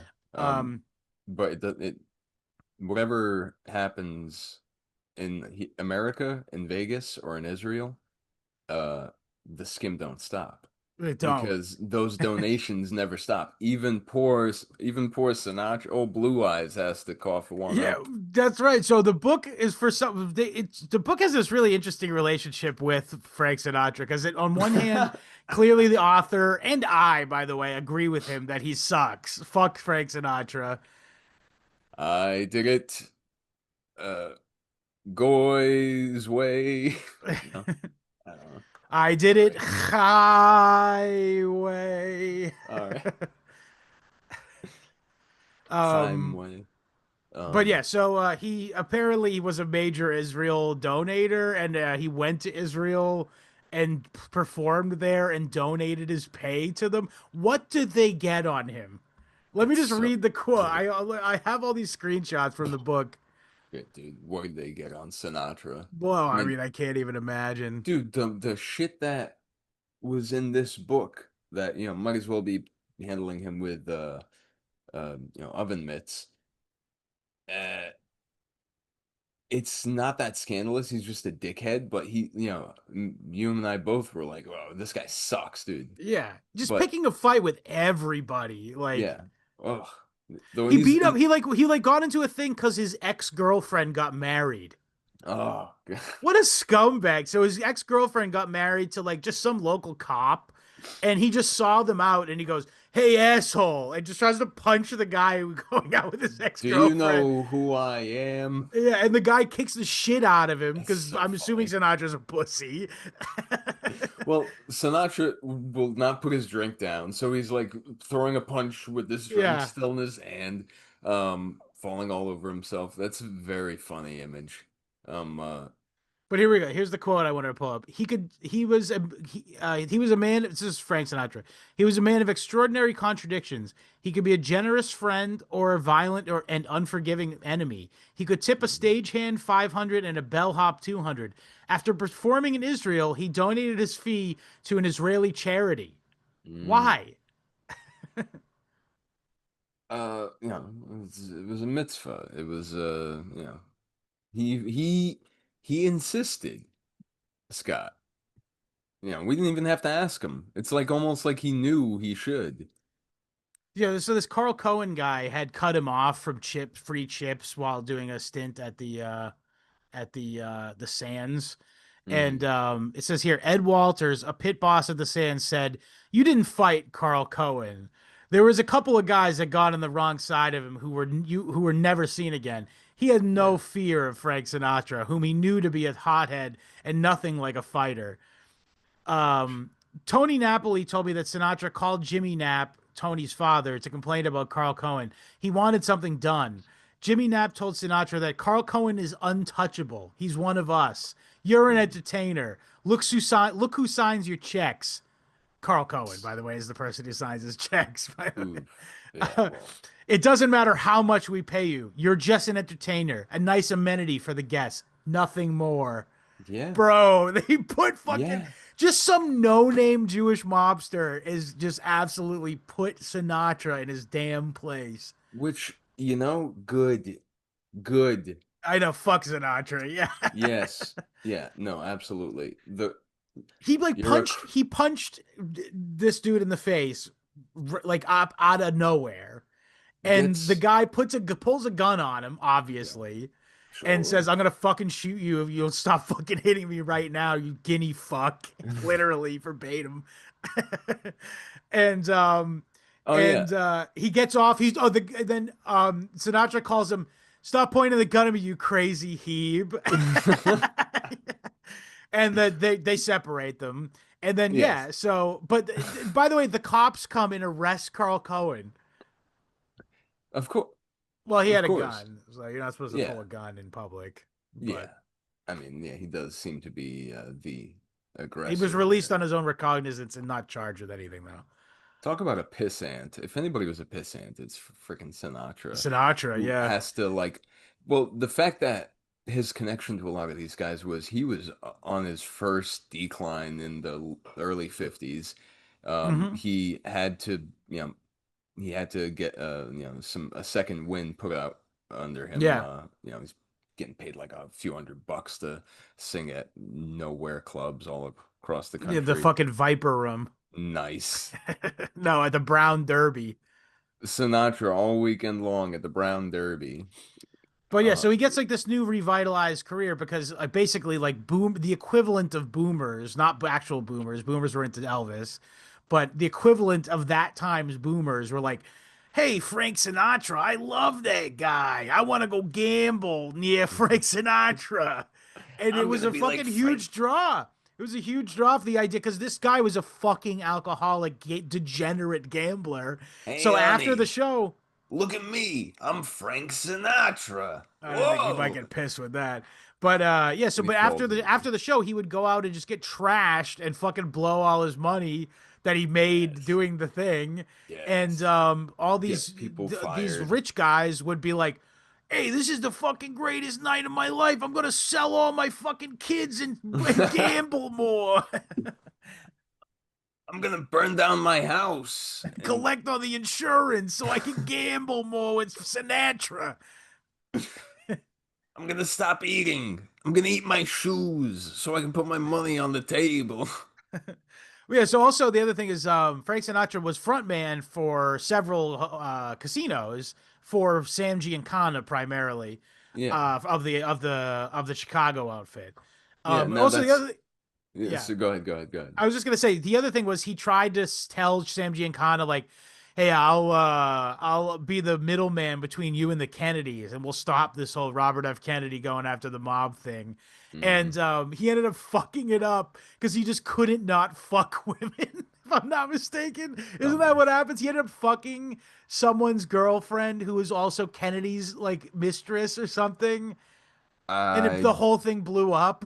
I do believe they crossed streams in that respect, yes, and that blew the whole thing up. And Giancana was prepared to kill. He did put a hit out on. Several times, yeah. Yeah, Because no, the other he. thing was he kept fucking calling up people and being like, Sinatra would call people up and be like, I'm gonna have you fucking killed by the mob, like shit like that. The And biggest they're like, idiot. I really though, honestly, and the mob's like, He we gotta fucking sucks. kill this guy, like, Do we have to kill this guy? yeah. Is he gonna get himself killed? What happens first But so here? what he did little favors for them though. So like he would be the front man for like they did this. This is spooky as shit, by the way. I really wanted to draw attention to this. He was Mm, the front man for something called the Cal Nev Lodge. mm-hmm, mm-hmm, And this was a place where all the Kennedys and Marilyn Monroe and all these top Hollywood people would go to secretly go fuck each other, mm-hmm. dead ass. And they had tunnels. Secretly on camera. Yes, that's what I'm saying, dude. It's so clearly a honeypot. It's crazy that they fucking that this it's amazing to me that that this book didn't address that. I mean, it's such an obvious honeypot for like for people to get compromise on like various like Cary Grant. Cary Yeah. Grant is there banging some fucking two-bit hooah, and then you With think two, Frank two Sinatra's whores. mobbed up fucking lodge is not going to be Yeah. taking advantage. Go fuck yourself if you Yeah, think no, that. we're already past Operation Midnight Climax, you know? Yeah, We're literally, we're it chronologically, yeah. yeah, that's the thing is this needs to be that's how you have to paint this all, the idea of this thing cropping up in the middle This of the thing of desert. ours. Yeah. It really So coincides. it's Carl coincides. Oh, oh, creepy shit, dude. And I mean, there were some mobsters who ended up what yeah.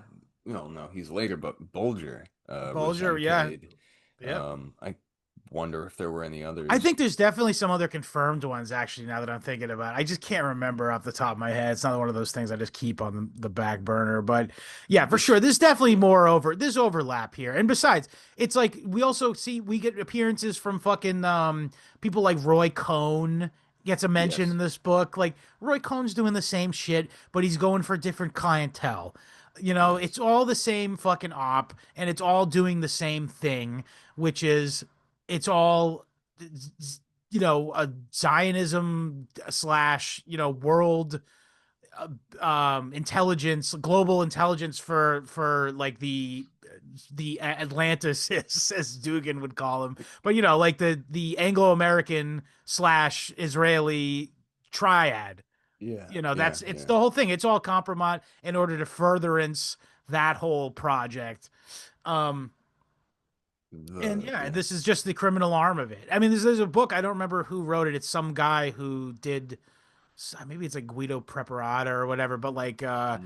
um fucking Listen, I'm bullish on the Anglo American Israeli establishment, all right? I think your bet's a safe bet. Bye, Yeah. bye, bye. Yeah. No, but it's like intelligence as organized crime or something, I think is the title of the book or whatever. But like that's what it is. It's all organized crime, but You some of it thinking gets Valentine? Doug it is Valentine? I'm Douglas sorry. Yeah, Valentine. yeah. Yes, that's Yeah. right. I'm It's sorry. good My shit. bad. It's good shit. Yeah. Anyway, Mm. but yeah, so where were we? Oh yeah, so they have that spooky thing where they come on, dude. This is Compromise City. And I want to emphasize, I've been out west a few times, and there's a lot of, in the same Place to way bury that bodies. brother, yeah, if you have that on the mind, if that's on your to-do list, it can get done. But what's creepy to me, man, is, you'll go into a gas station bathroom, you're in the airport, you pop in the bathroom, and there's so many signs, and they're more common now than ever, but about human trafficking. And like keep an eye out. Like, Yeah. do you Well, it's see Mexicans something, say something. Is that what people want think you to about? think. Yeah. Is That's that what what? I think of. I think that's what I think it is. I think it's usually like the cartels bringing people over the border to I don't know want to know what they're doing with them, but I think it's probably moving, finders style moving kids, but I think it's mostly like little brown kids. unfortunately. Yeah, I just Vegas being it will always be a watering hole until the next ice age passes and that It's desert suddenly is lush. green Yeah. again. Yeah. Yeah. Um, Vegas will always be a stopping point. For And that sort of bad stuff. Yeah. fortunate and more so than any other big big city in between spots A and B. It's going it's like it's literally Sin City, so it's Yeah. probably not even the stopping off. It's the destination for a lot of some of the worst Probably, yeah. people I in bet that. some really bad stuff happens there.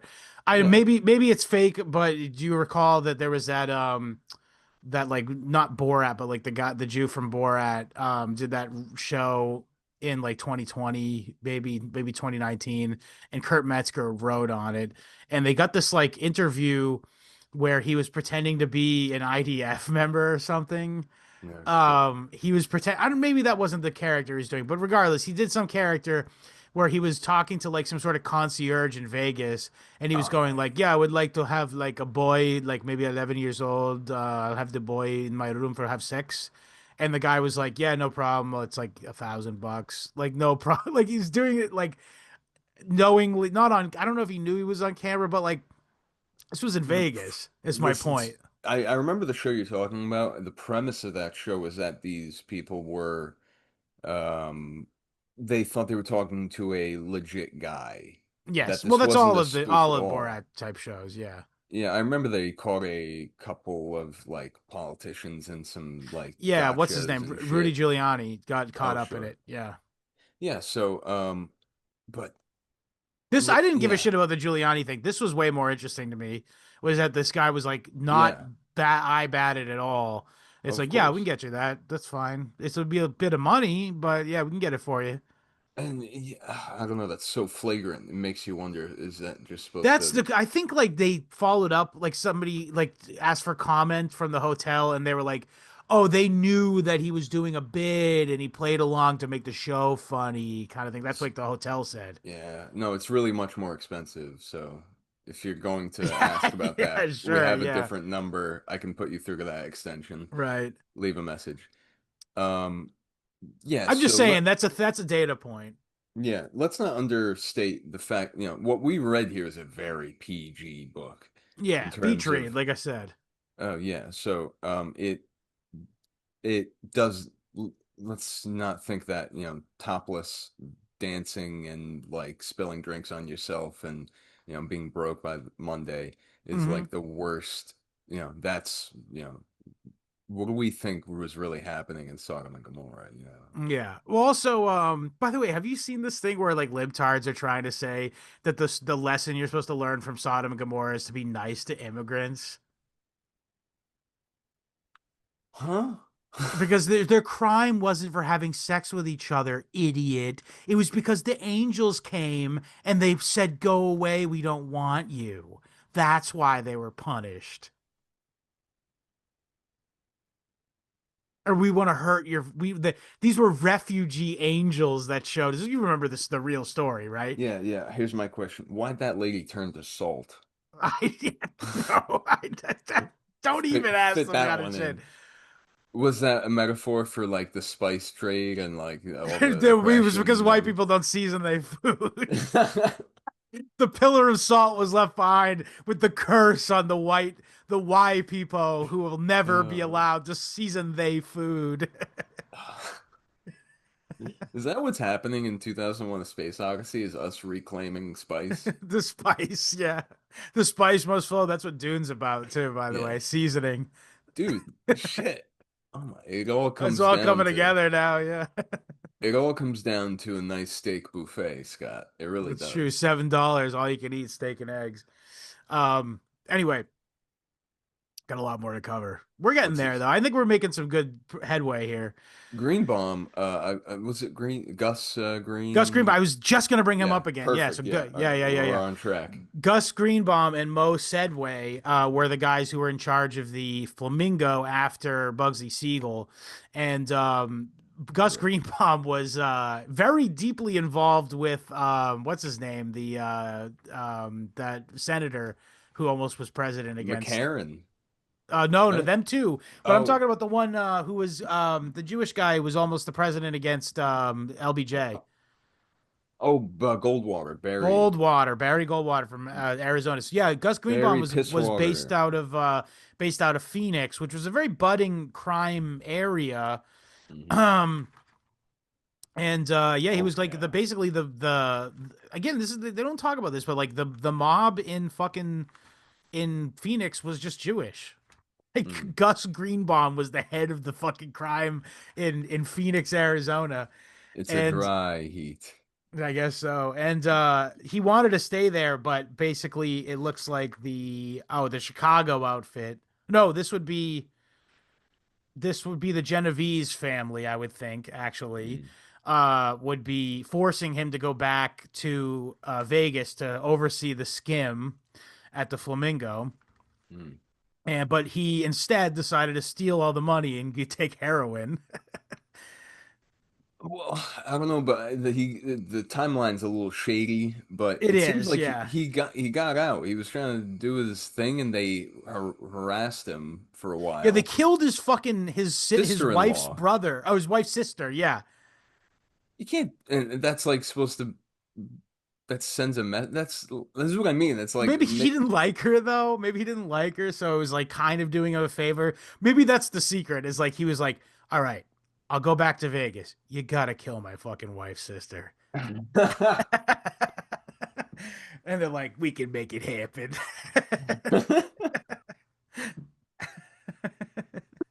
Shit, that's so oh man, that I mean, it's sucks, dude. possible. We have no way of never knowing. Well, we know I that don't she want. died. That's all we know. Hey, I don't want to know, Scott. I All don't right, want how to know. about I want that? to let How about myself that? think that it was more innocent. No. So he gets forced to go back and he ends up having 60 concubines, heroin concubines, and Yeah, blowing money. He's taking the money from the skim. but he's still work. He's good. He's still He's good at good. the skim. You're right. He's good at the He's skim. still But so he good. but But they they know know there's a problem. that's well. Here's the thing. So he's getting more money than ever, and this is part in no small part to Mo He's on Sedway the too, I edge. imagine.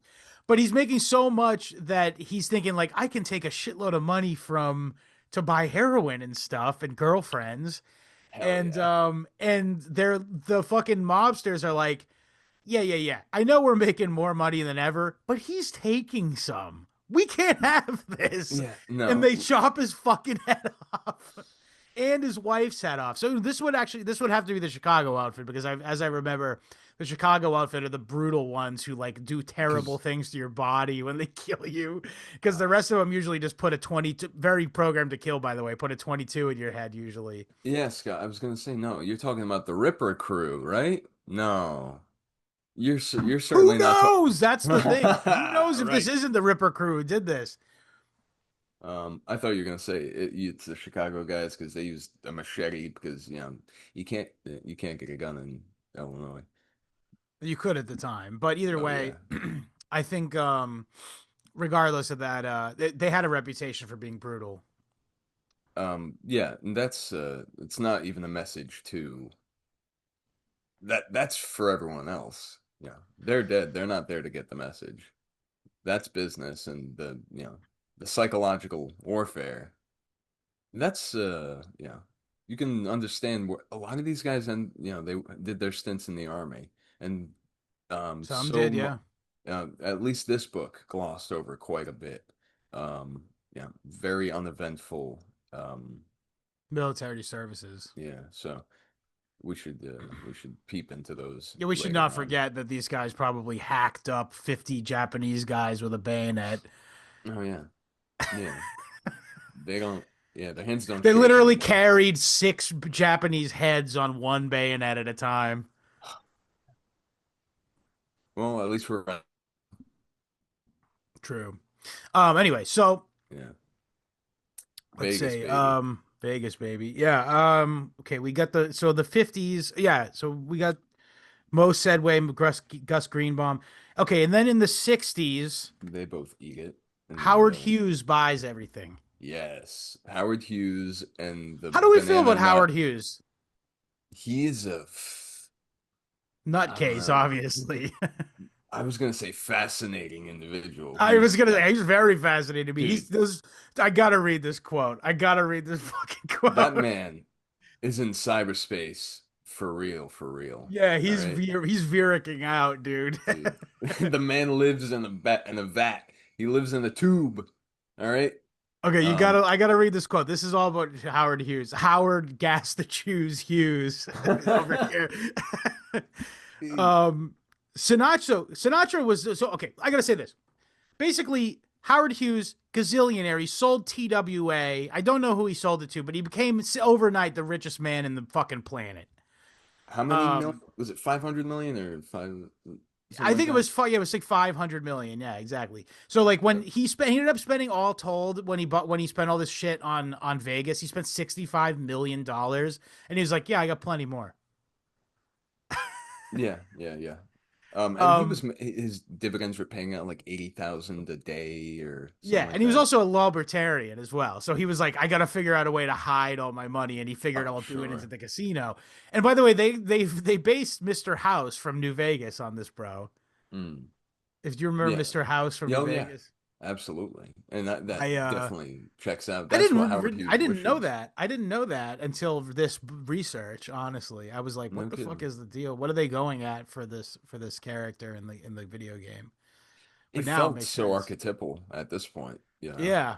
So yeah, Like the in the Mad video King, game, there's a basically. character who is like literally it's a post-apocalyptic video game. It's 200 years after a nuclear war, but Mr. House is a guy who is a casino owner, billionaire who has been alive in a tank basically since before the war, and he has like a computer like program of him, like a computer screen image of him that talks to people and uses a series of robots to um conduct his bidding or whatever. And this is basically what real Howard Hughes did if he was a science fiction character. He lived in a fucking the upstairs of the desert. He went to the desert inn after becoming the richest man in America world, and he stayed there for 3 months. And Mo Dallas is like, you gotta And leave. Normally, we fly people in yeah. constantly. In fact, there's this other Jew from New York named like Julie Weintraub, I think, Big Julie Yeah, yeah, Weintraub. yeah. He came up with this idea where he would just fly all of his friends and his friends' friends and his friends' friends into Vegas with a chartered plane, and then he would get paid by the people who he was flying there, and he would be put up and given free gambling money by the casinos because he was furnishing so many like rich idiots to the hotels and casinos to blow their entire fucking fortunes away. And Mhm. so this was basically the business model is that they would get rich Everybody guys in to blow all wins. their money. Yeah. Um, I wanted to say, by the way, the yeah, only yeah. thing more reliable than a robot servant, a Mormon, truly. So true Come because on, man. The that's what banana nut brigade that he brought with him. You yeah, kidding me? the 50 Mormon Mormons, mafia. the Mormon entourage. So Uh, basically, Howard Hughes lived in the upstairs of the Desert Inn, which normally would be where the rooms they'd comp to all these super like dumb rich guys or not rich guys, medium rich guys who were gonna mm, lose all their money. Um, and so if Howard Hughes is up there, how the fuck they gonna do that? So they're like, shit, we're losing money. Mo Dallas and his partners go, all right, I got an idea. Let's force him. He has to leave or buy the hotel, and we'll give him a retarded price, like a price that he's gonna laugh at and say, "No way, I'll leave." mhm. And they send it up, and he comes back and he goes, "Yeah, sure, I'll take it." And it was what, like, what'd you say, 65 mil? No, that's what he spent in all of Vegas. So I'm gonna guess it was probably like 4 5 million, Jeez. but way Yeah, more a than they could have pittance. ever spent on it. Yeah. So funny. And but the best part was they sold. They didn't sell him the land. And this They deal didn't was sell done through a him. door, by It the way. literally was done by a door. In fact, his top guy, Richard Mayhew, I think his name was Robert Mayhew, yes. Robert Mayhew. Yeah, Spooker Man. yeah, he's a super spook, but he never fucking lay clapped eyes on Hughes his And worked entire for years and decades. years. Yeah, Madness. That's so. And he worked for two. entities in his life. Emphasis on entities. Yeah. Howard Hughes and the And the CIA. FBI. It was the FBI. Oh, was it? I He believe might you. have been a he might have been a Uh, CIA guy too. listen, he was a company man. He was a patriot. All Let's right. see. Actually, Google that while I'm going I'll be further. honest, I'm on the wiki and there is a section Central Intelligence Agency. There's two Okay. sections. Um, Okay. Well, there you go. but that may just mean that his FBI associations are that much more uh frightening. So, Sure. if there are any. So Yeah. we'll keep it in. But I was just gonna say though is but either way, he was basically like Hughes is a fucking was nuts at this point. Like he was wearing tissue boxes as shoes. Yes. He was sick. So I think Bachelor lifestyle. Come totally, on. yeah. He ate nothing but banana nut ice cream and chicken soup, which caused him to be super constipated, which caused him Yes. to have terrible hemorrhoids.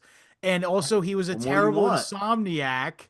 So he would fall asleep while on the toilet and fall over and hit his head. That's how Elvis died. It is It how gets him Elvis died. it gets them all in the end. Folks, Um, don't become so luxurious in your living that you fall off the he also had toilet. to shoot up a codeine. It Yes. must have burned, by the way, instead of just taking heroin. Um, shoot up codeine all day to suffer so he won't suffer pain from his multiple fucking plane crashes. Yes. But here's the thing. So people go like, what happened to Howard Hughes? I think bro had CTE from plane crashes. It's pretty simple. I don't know how much of his early life was, did he have a wacky upbringing? I That don't know, might but have. either way, I can't imagine having suffering four different plane crashes was good for your brain. Oh no, absolutely. And the it's not like there was a logical track between a guy who's willing to like blow himself up in a plane, but he's Yeah. also a germaphobe. It's Yeah. like I feel like that might have come Also, out of going from nowhere. being like a fucking coos hound in like the 30s to being like a germaphobe, freakazoid, Baskin Robbins, banana nut, literally spending like hundreds of thousands of dollars to buy the rest of the banana nut ice cream that's been Yes. discontinued. Apparently there was so much left over that after he After he was died, dead, it was you still could there in the freezer. Yeah. it was off the menu. If you knew, you knew. You could ask. And if you had the right waiter, You on could the get some right banana day, nut. hell yeah. Um, Howard Hughes's banana nut. Come it's on, very man. exclusive. There's some exclusive ice cream. But yeah, so here's the beauty of it though. So Mayhew, I assume, was involved in the mob stuff, being that he was CIA. And he was Mormon though. So all of his guys, so Hughes' strategy was like, I'll just hire only Mormons who don't drink and don't, fuck and don't gamble, and I will therefore they will be sober minded and no one will ever steal from me. Well, the best part was like the hotel itself was still owned by the mob, like the land and the building itself, but Hughes bought the rights to operate it until 2022 from them with this huge Damn. sum. He did pull a Mr. House. Holy shit. He literally did, yeah. But he ended up selling eventually. Yeah, and dying way Yeah. before. Yeah, of Yeah, course. then. But the best thing was is that So they say. because they were not making a shitload of money as it was because they still first of all they had the top two floors taken up by the top floor being Hughes himself and then the next top floor was his army of Mormons all staying on the rooms on the next floor like to guard him I guess. But Doing nothing. Just sitting there. yeah, pretty much. And then the best thing was is that all of the dealers and shit are the same. What are you gonna fire clean house now when you hire all new? No. So Mm. all of these guys were mobbed up, and then the mob just go, "Hey, could you still skim?" And they're like, "Yeah, no problem. Can I get a piece?" Absolutely.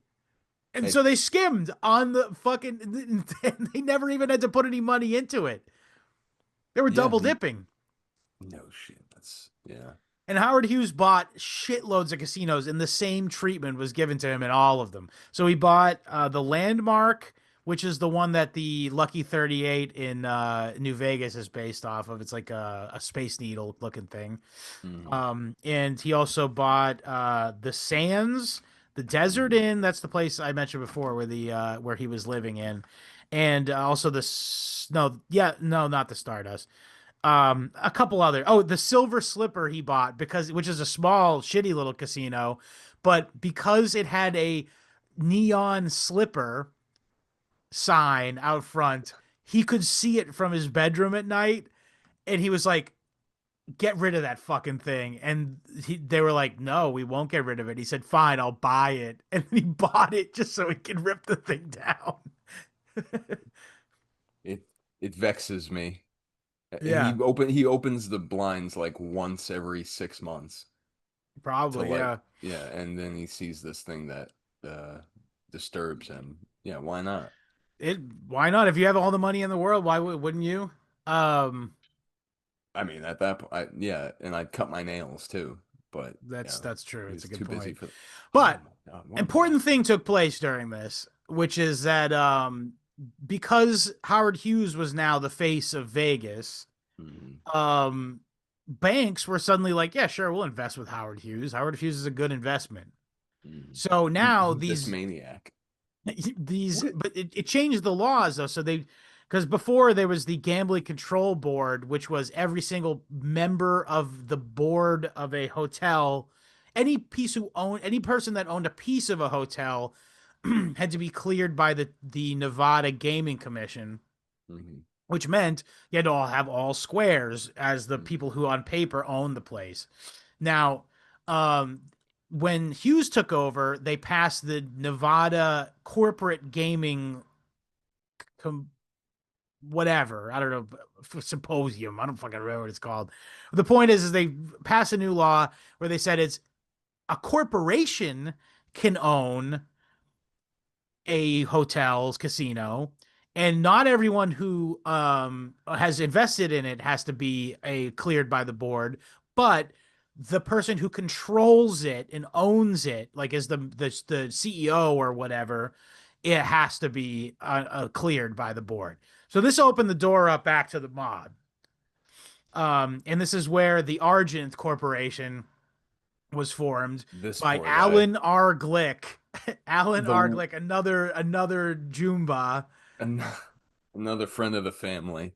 Yeah, Yeah, dude, the weight of the world on this guy's shoulders, by the way. yeah. That's crazy. Well, he got the money from this guy named Alan Dorfman, Yeah, who is also a Jumba who is associated with the of the Williamsburg Dorfmans. no, the Chicago Dorfmans, and he was Uh, actually an adopted son of the second in command to Al Capone, who was also Jewish, by the way. But he was not a gangster per se, even though he was. Alan Dorfman was a he worked for the Teamsters. He was Jimmy Hoffa's right hand man, and he was the guy who would go between like the gangsters a lot. Not entirely, because Jimmy Hoffa did a lot of gangster talking as well. But mhm, Alan Dorfman was the one who's middleman this thing with Alan Glick mhm. and many other things, by the way. But so they started a company called the Argent Corporation, ARG, Alan R. Glick, Argent, which also, by the way, has a double entendre because Argent means silver. Um, Uh, did you know that? Silver Enterprise. Okay, Yeah. interesting. But so they started this company, and it would be a owner of multiple casinos. I think four casinos, but more importantly, it was the Stardust and the Sands Hmm. and the Flamingo were the important ones of note. And so Alan Glick was the front man for this, and he was depicted in the film Casino by Kevin Pollak. And he's been Okay. put into a much smaller role in the movie, by the way, but he's actually a pretty important person. Um, Yes. and He's the very nervous man being asked a yes, lot of questions in the and film. although he doesn't come off that way in the movie, but No, he plays it cool. what happens is so the Chicago outfit sends with him a guy named Lefty Frank Lefty Rosenthal, Yes, yes. who is depicted in the Casino film by Robert De Niro as Arnold Ace Rothstein. And he was a bookmaker, one considered like a celebrity bookmaker, like known all over the country from people who are degenerate gamblers, I guess. He was the kind of Mhm. guy who like would write a column about like his sports picks, you know what I mean, each week or No whatever. shit, He's like the yeah. equivalent of like Dave Portnoy at the time. Actually, Mm. that's not a bad fucking comparison. No shit. So who's his sporty, I can't pronounce it. Spotty Anthony Spilotro. Spolotro, yeah, yeah. Yeah. Who's Portnoy Spolotro? I guess it would be I don't know. I don't Mm, know enough of Dave Portnoy to make a funny joke here. damn, good. That's probably a good spot for Shane, us to Shane be in. Gillis. Yeah. The more likable one, but he is the more chaotic one. Yeah, Um, obviously. uh, But yeah, yeah, but no, so Anthony Spilotro is this is like this psycho killer in the film Casino depicted by Joe Pesci. And you'll be happy to know that the the way they portrayed the movie is pretty true to life. hmm I think they interviewed um Rosenthal. Rosenthal, and he said about a 7 out of 10 in terms of um, real. Truthfulness, yeah. Yeah, so that's Here's the thing with something. and I say this in that Monica episode. So if you want to hear my thoughts on like the movie, I'm not going to spend too much time talking about it now. But the thing with that movie is it uses that story as a conveyance for like the relationship story between Sharon Stone and Robert De Niro, and that's where the real movie's kernel is. And yeah, I think that's why it works really well. Mm. Yeah, right. Um, No, it's not about Vegas. It's about this one guy who came into a situation and, yeah, he, after fucked he it all left, up. Fucked it yeah, all up because of a woman. Yeah. yeah, but don't worry, bud. So did everybody else, for some reason or another. He was just Yeah. one guy in a long line of fuck ups that brought Vegas to, be where it is. But so yeah, he gets sent out there to, correct Oversee the the skim. skim. Yeah. Yeah. Under the origin. So yeah. So basically, Alan Glick didn't know shit about the hmm skim. He's just a real estate developer who has a squeaky clean record who's connected to the mob through Alan Dorfman. Um, and the skim's going extremely well, possibly the best it's ever gone because now they've conglomerated it all into like one entity, business entity. So like the hmm dividends are bigger, like the stealing is bigger. Um, Anthony Spilotro also goes out to Vegas and much like in the film goes fucking psycho hmm and starts a gang called the Hole in the Wall. It's referred to in the media as the Hole in the Wall Yeah. gang. As Um, soon as he gets there, he's like, "Wait, no one else has a bank robbery gang right now? No one else is doing this? All Yeah, right." and let's get to work. And yeah, they become like international media. Well, I should say national media sensations for like these daring heists that Yeah. Blitzstein, Fat Herbie Blitzstein, and fucking Frank Culotta are pulling off. Yes. Um, Very, very, very gracefully, I might say. They're cutting yeah, holes actually, in they were walls. not Uh, too. Yeah, there's kind of here's the thing. So at the time, this was like the beginning of alarms. But the alarm technology was pretty LB at the time. And like if you open the door, it would set off the alarm. So they were just like, fine, we won't open the door. Break through the yeah, fucking wall. that's easy. And that's why they Gotcha. became the hole in the wall gang. And yeah, Hey, they got so oh, the other yeah. thing was so this is after Jay Sarno had started Circus Circus. Jay hmm Sarno's another mob guy. He got his money from for also from the Teamsters. But he was the first guy to be like, we could have themed casinos. We could offer something that isn't just a hmm fucking Miami style Jew casino. Let's do Yeah. something themed. And Jay Sarno is also Jewish, by the way, just so you know. Um, but he goes. The first one he makes is Caesar's Palace, which is Mm. like I didn't realize just how debauched it was. Yeah, dude.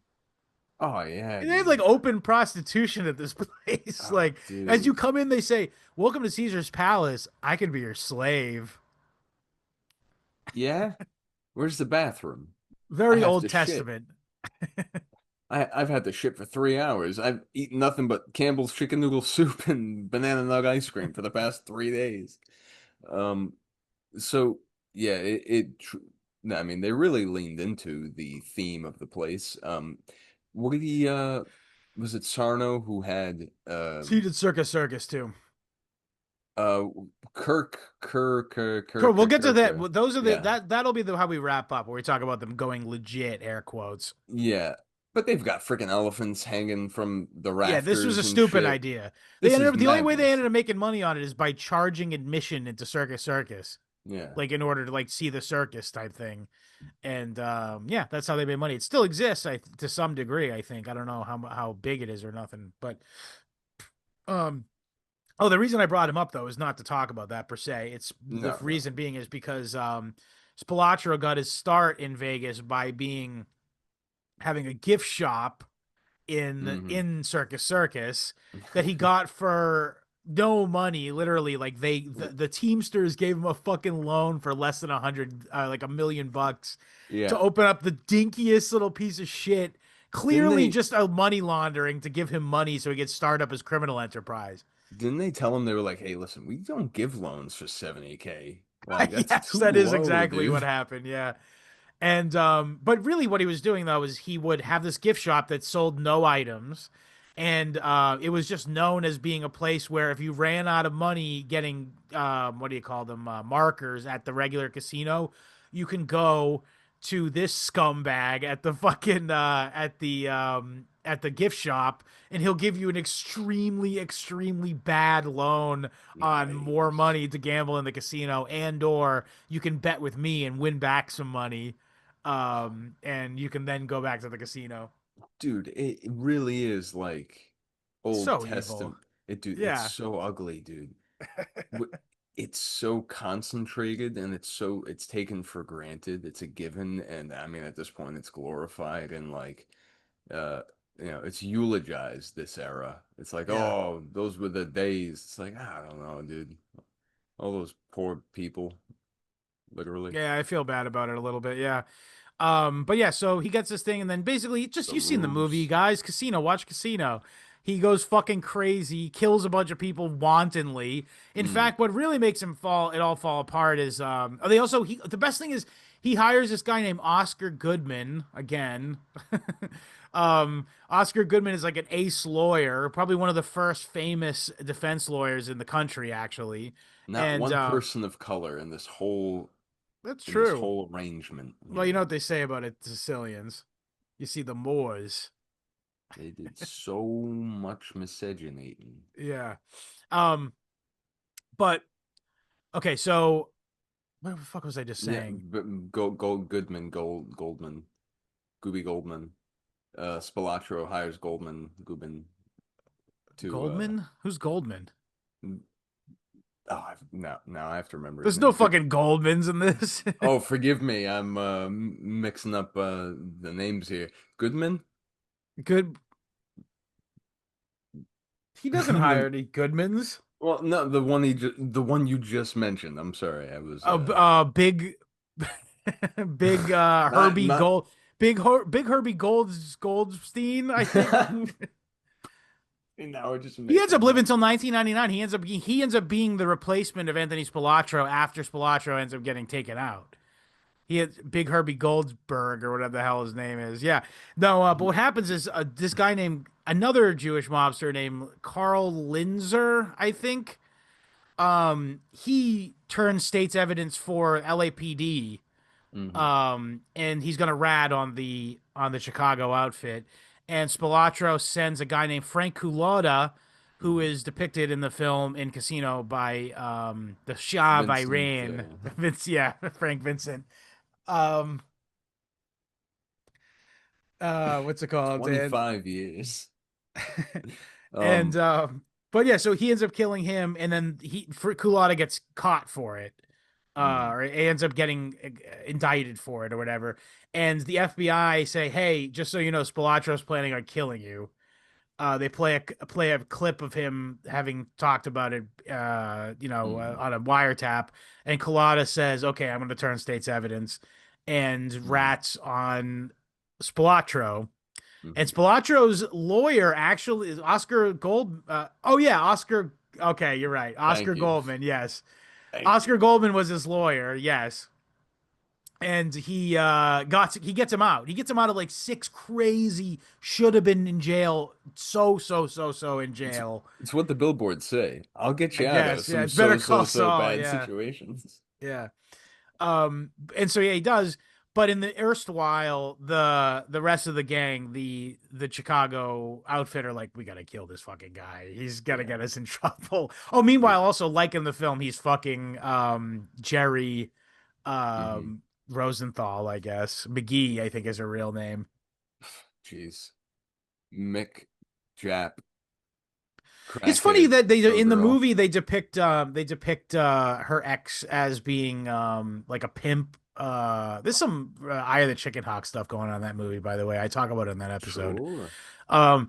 But they depict him as what's his name? James Woods, as like a little Yeah. Jewish like pimp guy. Mm. And that in real life he was not. He was her ex-husband. She was married to that guy and had a kid with him.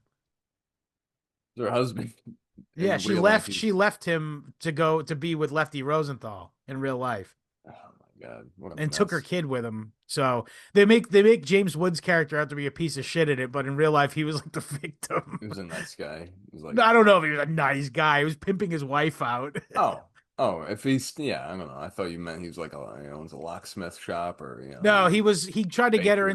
into like not porn, but like into like nude foot modeling kind of things. Yeah. Yeah, tasteful stuff. I don't know You about know, that. certainly not the gateway to whatever the hell. Yeah. Um, yeah, it's Certainly definitely not the seen. Odyssey Foundation catalog. Sure. Yeah, no. What are these pictures for? Shh, just quiet. Shut Yeah. up. Um, But anyway, so yeah, it's just like the movie basically. It's just a whole mess, and then oh yeah, the Argent Corporation fell apart because the FBI got this other guy named DeLucia, who's depicted in the movie as that. I don't remember what the actor's name is, but he's the guy who's in the he's swearing in front of his mother, and he's going, "I wish you wouldn't swear." But yeah, he's caught on tape, like talking about the skim and the Argent Corporation. And what do you know? They arrest him, and he has like detailed books on every one of his like his travails out there trying to get money and like how much money and stuff and how where it goes, who's Dear got diary, points. Yeah. today we skimmed a I hope no one ever billion. finds you, because if so, we're all going to prison. Golly, that would stink. But let me. That'll never happen. But yeah, they did. They Anyways, find it. They did find it. And so the Argent Corporation falls apart, and Alan Glick turns state's evidence. He rats on everybody. Also, Alan Dorfman gets killed. By the way, Alan Dorfman gets fucking shot to death by the by the Chicago outfit. Lefty Rosenthal has an attempted bombing. He survives mm, just barely because they just didn't do it right. mm, And yeah, that's just sort of how the movie happens. And that was the end basically of that was the last like real like big mob operation there. mm, Because in the meantime, during this whole era, is like people like Kirk Kerkorian, Steve Wynn are buying up Vegas like at record pace. Steve Wynn, or should I say Steve Weinberg? yeah, Steve no, Weinberg yeah. from Massachusetts actually was a his dad owned like bingo halls here in Massachusetts. Mm. And he was like, "Oh, there's a big booming gaming industry," and this is like the 1940s when this happened. And he His moved out to dad's killing Vegas. dogs. Maybe, I don't know. But they went out there and his dad went out of business because the Desert Inn had bought had put in a bingo hall and it put his Mm, dad's company out of business. And in the meantime, he was already an adult, Steve Weinberg, and he was like working as a manager in casinos. In fact, I think he was the slots manager of some kind. Mm. And so he was able to save away his shekels long enough to buy a controlling share in the Desert Inn after Howard Hughes dumped it for pennies on the dollars. Howard Hughes was not out of money, but he was like, "I'm getting out of Vegas. I'll sell it for a Mm. reasonable price." And Steve Weinberg was like, "Yeah, sure, I'll buy that shit. My dad would be really proud if I owned it because it put him out of business." Hmm. And this was just the beginning. He starts building all these fucking huge, flashy. He's the guy who came up with the Mirage, I think. Or no, that was Kerkorian, maybe. No, No, no, no, I this do is Steve think, Wynn. This is Steve yeah, Wynn. Yeah, you're yeah. right. He It comes is up with the Steve Wynn. Mirage, which is like it's more in the keeping of the theming. Like they're like, oh, let's do a theme, Right. and that one's supposed to be like Arabian or something. I think I don't remember. There was something about the Mirage here. Oh my goodness, the it was enormous, by the way. Yeah, that oh But yeah, that's the important thing to note here is that he was the guy who was like, I got an idea. Let's just fucking cram these motherfuckers in here and put lots of games in. mhm. The first, oh yeah, the Mirage became known as the first resort that was built with the use of Wall Street junk bonds. Yes, Michael Um, Milken. By the way, this yeah. dude just skated in all this too. By the way, this guy he was like the only guy who didn't get fucked over by Michael Milken. But this is, I mean, come on, man. It's all so fucking cut and dry what's happening here. He was prepared to spend 565 million, and his friend Michael Milken was able to help finance the project by selling 525 million worth of mortgage bonds. Junk How, bonds, they're later yeah, known as, of course. Yeah. exactly. However, the project went over budget at a cost of 630 mil, thus becoming the most expensive casino hotel in Vegas up at that time. Like, dude, and it's just bigger and bigger and bigger. I mean, they kind of crested, I suppose, at this point. You know, they can't, Vegas can't actually shit. They just Yeah, put into Steve the Wynn also dome. made he made the Treasure Island and Mm. Excalibur and these other Luxor and shit like that. Almost forgot Um about the dome, dude. that's new, yeah. That's The dome. MGM that owns that, which is by the way Sheldon Adelson. Yeah, there it is. So Yeah. Sheldon Adelson, for those of I'm sure listeners of the show know this, but Sheldon Adelson is the guy who got Trump elected both times with all the money, and also he's the guy who created Birthright. Nice. Yeah, so very famous video of Sheldon Adelson himself at the end of Birthright. I guess this is what I'm told. There's a gala event at the end, and Where you bite the neck of a Palestinian child. no, but Sheldon Adelson makes a speech about how important Israel is and how important it is to marry a Jewish person and have a good opinion of his. I'm dead fucking serious. And then so at the end, annually when he gave the speech, he would have a toast, raise a toast, and then he would say, "Now, don't forget, you gotta make the hanky panky." Hey, Every time he has to do that because he wants a future for Jewish children. hanky panky. Hooray. But Yeah. yeah, so Sheldon Adelson bought in big. I think I don't know what the name of his company is, but he owns a fucking shitloads of casinos. Or he's dead now. Miriam Adelson is the one who owns it. But so him, I guess it's Steve Weinberg. He owns Steve Weinberg also owns there's that all those casinos that are in Boston now, the Encore No in shit. the Okay. Seaport. Yeah, he owns that too.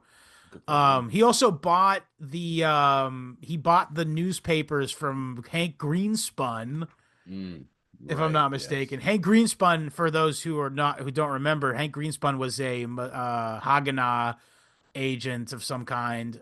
He was convicted of having stolen a bunch of anti-tank ammunition for Israel. He was just absolutely caught red-handed doing it Mm. and suffered no consequences because I mean, what, you're gonna punish the guy for, Being a being, patriot. yeah, come on, man. Yeah, so he What are did you that, doing? and then so he has a like a little role in this because he was like the like tabloid of Vegas, and at one point he sued all the casinos because they were pissed at him for criticizing Pat McCarran. Oh no, don't go after Pat. Leave Pat Pat alone. McCarran, Pat McCarran was the senator He of was wild. Nevada. He was pretty wild, yeah, and he was totally in favor of the mob running Vegas because he they paid him. Not that he liked them. Not that he Yes, he didn't was an harbor immensely deep anti-Semitic guy. prejudices. Yeah, yeah. But I mean, I'll be honest, like we get all caught up about the like what the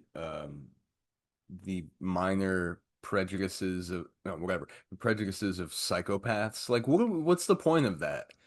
yeah. Well, That's I a very think because stupid Jeffrey thing. Sussman wrote the book. That's why. Of course, no, of course, yeah, but like it's a very odd thing that like no, these people are antisocial, so it doesn't really matter. Yeah, You're anything but them, so whatever you are is what they hate yeah, about you. So, yeah, for yeah, sure. especially for Definitely. And by the way, they also renamed McCarran Field, McCarran Airport, yeah. as the Harry Reid Airport. By the way, so you can't let him have anything, can you? By the way, Oh also that's an man, anachronism from New Vegas. Fallout New Vegas has McCarran it's McCarran in that. no shit. So Well, isn't whatever that funny? the timeline split was sometime before Harry Reid.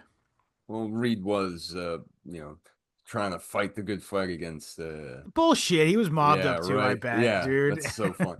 He knocked a guy flat for Yeah, so Harry Reid proposing. was actually the gaming commissioner. So if you Mm, remember in the casino movie, Robert De Niro gets pissed at the gaming commission for denying him his thing or whatever. He's Guess who it walking was? around It's in his fucking big Harry Reid. It's sunglasses. Harry Yeah. Reid.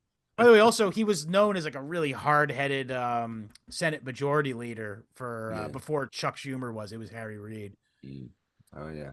He went out on the floor and he rocked him and socked him and I he guess. totally yeah.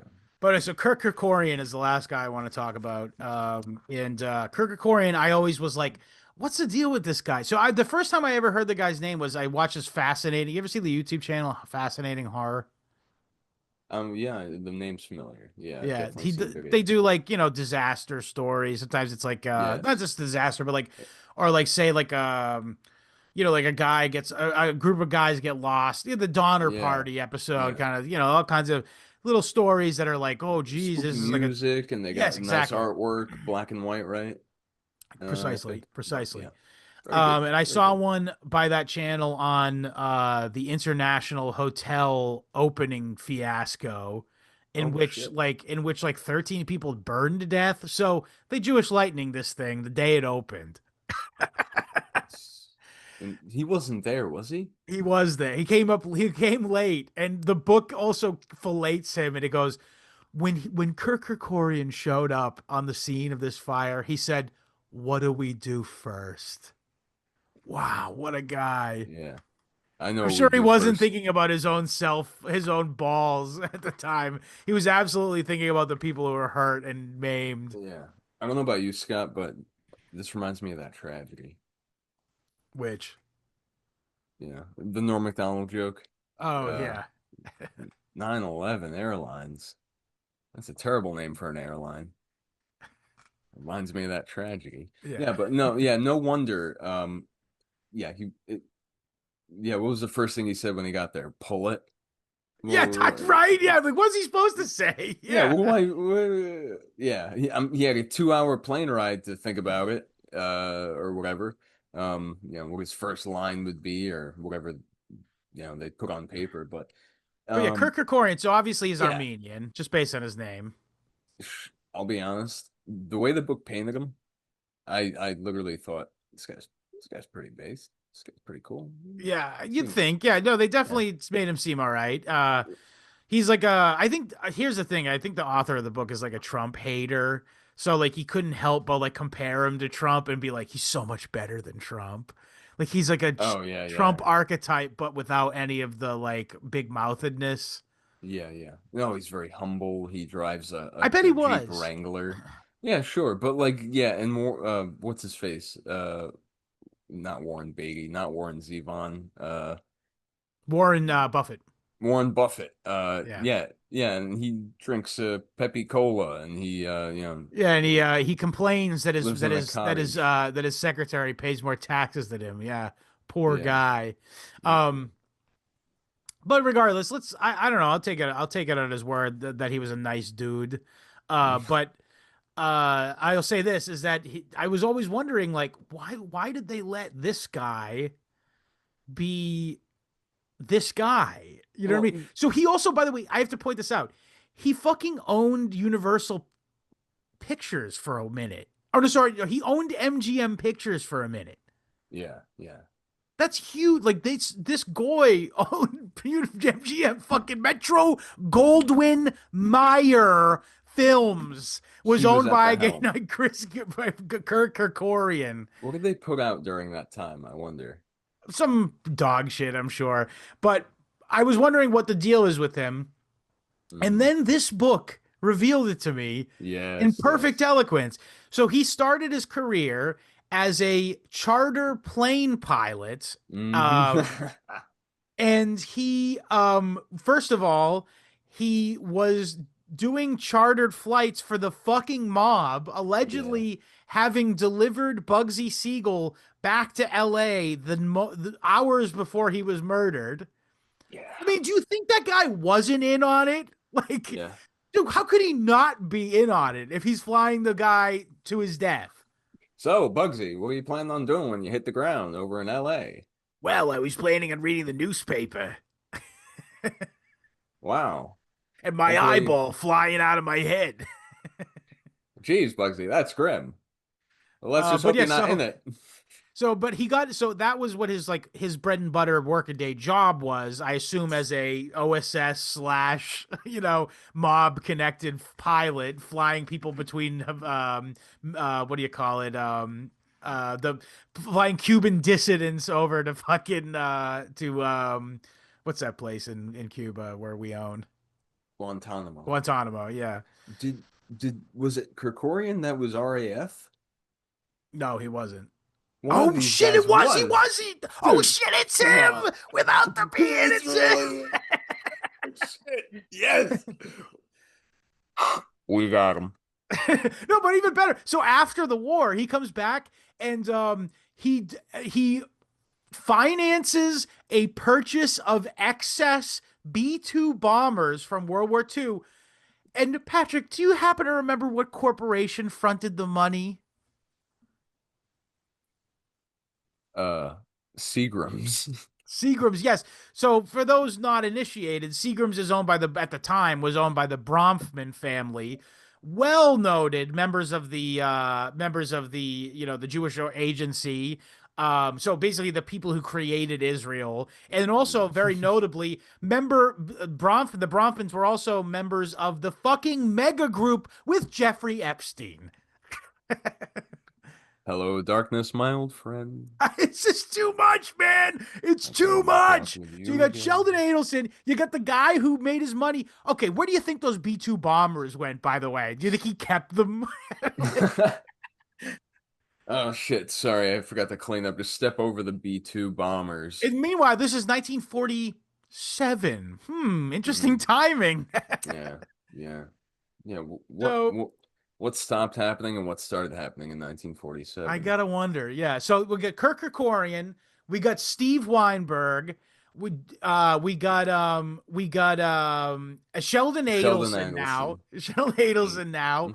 I mean, Adelson. come on, man. And then Come this is on. all from the mob is out of Vegas, folks. Shit, dude. Um, it's funny because with those, even the simple beach read book, for those with eyes to see, Yeah. you know, your uncle, he was handsome like George Raft. That's what was George Raft doing? He was like George Raft was best buddies with Bugsy Bugsy. Siegel, He and he was was his the only real friend yeah. Well, he was also he dropped $70,000 on the craps tables the night as a opening of the favor. Flamingo. Yeah. Yeah, because he felt bad. He was the And only one he that was paid it also a back. business. He was a partner too at the Flamingo, if I'm not mistaken. Frontman, George Well, Raft. yeah, he saw it back. Um, but yeah, we're gonna end up doing Sopranos episodes eventually, I assume, yeah. inevitably. I Um, also, my wife gave me a good idea for a series we could do in the bonus episodes of they, watching. I know you've definitely never watched through it, but Neon Genesis Evangelion. okay. You'll So, like it. It's up I'll your say, alley. I'll try saying that. Neon Genesis Evangelion. Yeah, you said it Oh right the first shit. time. Damn. We're cooking here, folks. Speaking of our wives saying funny things to us and good things to us, um, my girlfriend comes in today and says, "There's kids outside with a megaphone and they're screaming, 'Come outside! It's the police!'" Which I thought was very funny. Well, you get a megaphone. That's the first thing you do with it. Is Hell like yeah, dude. cops and robbers out. Harass your pals in the neighborhood for sure, or just like skitsed out, people like me, Yeah. wondering You think what. it's real? You're like, Yeah, oh my God, there's a baby bear as a police officer. shit, or just the general rabble in this area, any Sure. kind of, but um you can't you wouldn't have this kind of thing on the strip for sure. I'll be honest, scary, scratchy, ugly place, Las Vegas, as of the 20 somethings. Oh yeah, I'd like to see it again, maybe. I mean, I don't have any actual No, interest in going though. That's dude. the thing. I'd say, well, here's the It's thing. like an I outlet was under the mall. false impression that you could like it's easy to access the Grand Canyon from Las Vegas, but it's like actually like 2 hours each way to it and from it. Yeah. No, that's all hype. That's how they get you into Vegas. You're right. You're literally Dude, right. They're yeah. hoping that you go, man, I got to see the Hmm. Grand Canyon. Better stop in Vegas and lose all my money. Dude, you're better off going to the Grand Canyon and forgetting your glasses than even thinking about going to Vegas. I don't All know. I right. want that $200 fucking steak and lobster fucking buffet. But what? So you can throw it up. Yeah, Um, literally, I will. yeah. I'll go empty out for a refill. So you can go spend another $600 It's on all I drinks. can eat. Doesn't say Hey, I didn't throw up for a break.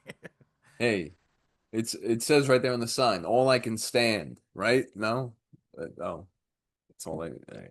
Um, so what I when think we covered the oh, terrain we wanted to cover. you ain't kidding. I mean, but there's always going to be so much more with this. We'll probably have Yeah, I think I want to do a revisited. full episode on Meyer Lansky in general. Oh, sure. A Yeah, couple he good lived books there. on him. Like Little Man is there's one called I want to check out. Interesting. Okay. But there's lots Yeah. of supplements. Here's one of the most beautiful things about mob stuff is that boomers they vibe with it, Oh, they and love it. Can we they talk really about do. this? I mean, what's to say other than they fucking love it? It's from Scorsese movies, I think, or The Godfather too is a biggie.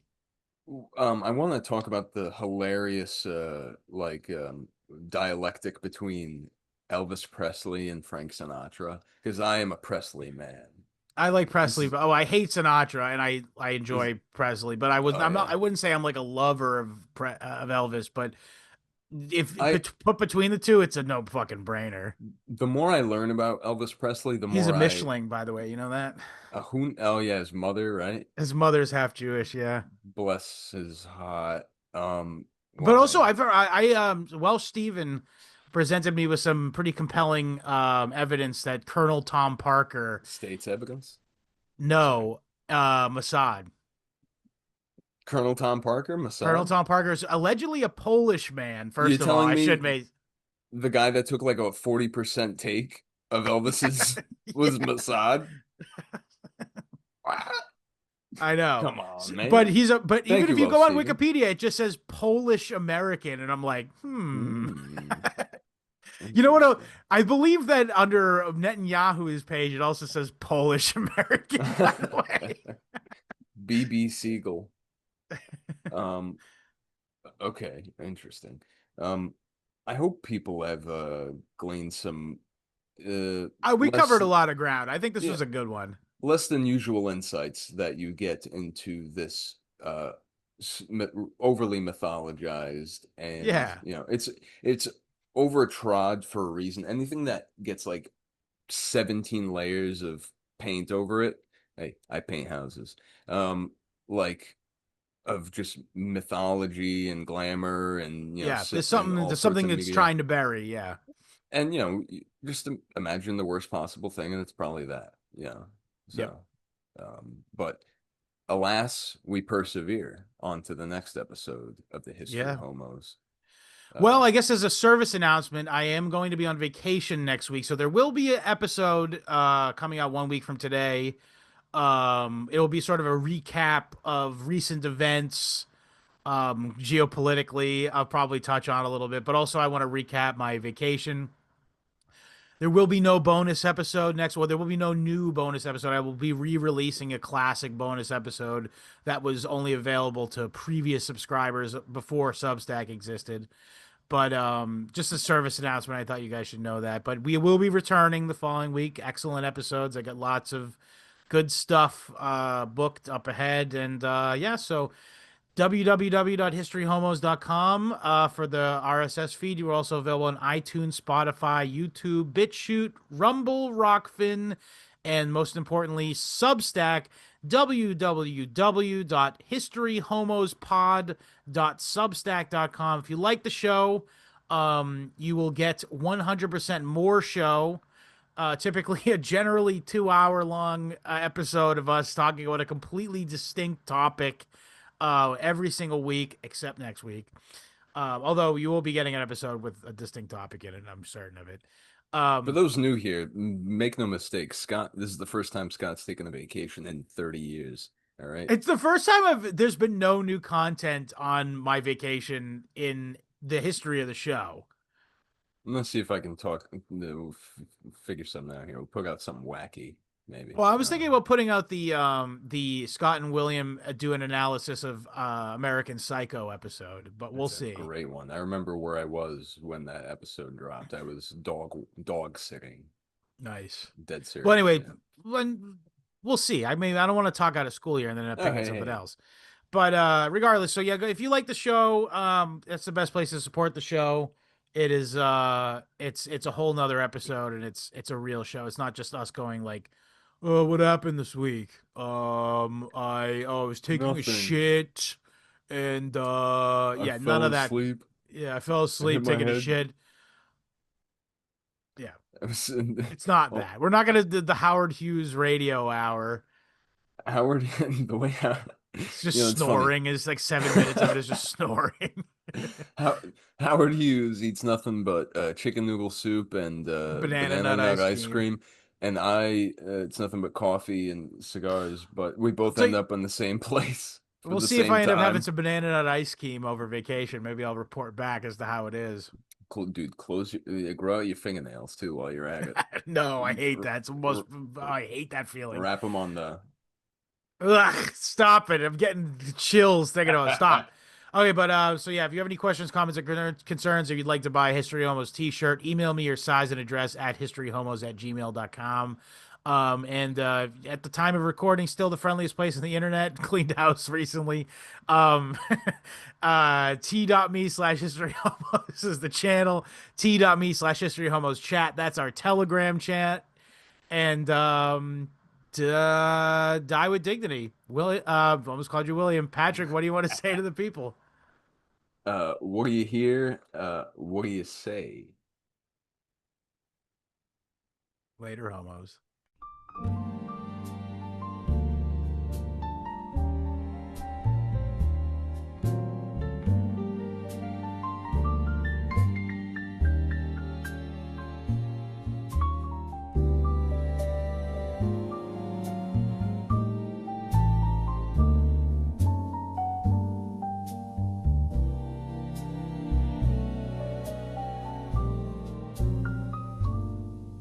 I didn't muscle, I didn't brawl, I ran the numbers, I made the call from Hester Street to Havana Nights. I lit up the Strip without throwing a fight. They had their capos and their bloody rings, but I kept the ledgers for kings and things. I built the city from a banker's bench, just a boy from the borough. They call me a mensch. Oh, Gavolt, I was always 5 steps ahead. While the wise guys danced, I balanced the dead. They made the noise, I made the trench. With a briefcase full of power, they call me a mensch.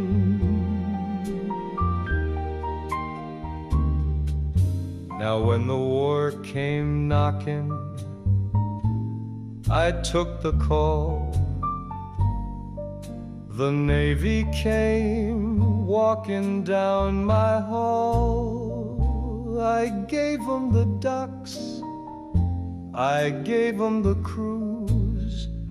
To break old Mussolini, I paid my dues. From Brooklyn rats to Sicilian spies, the mob made sure the Yanks would rise. No medal, no thanks, just the quiet clench. But I helped win the war. They call me a mensch.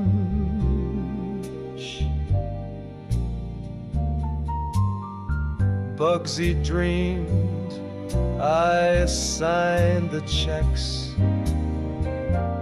The bosses bowed, I cashed the bets.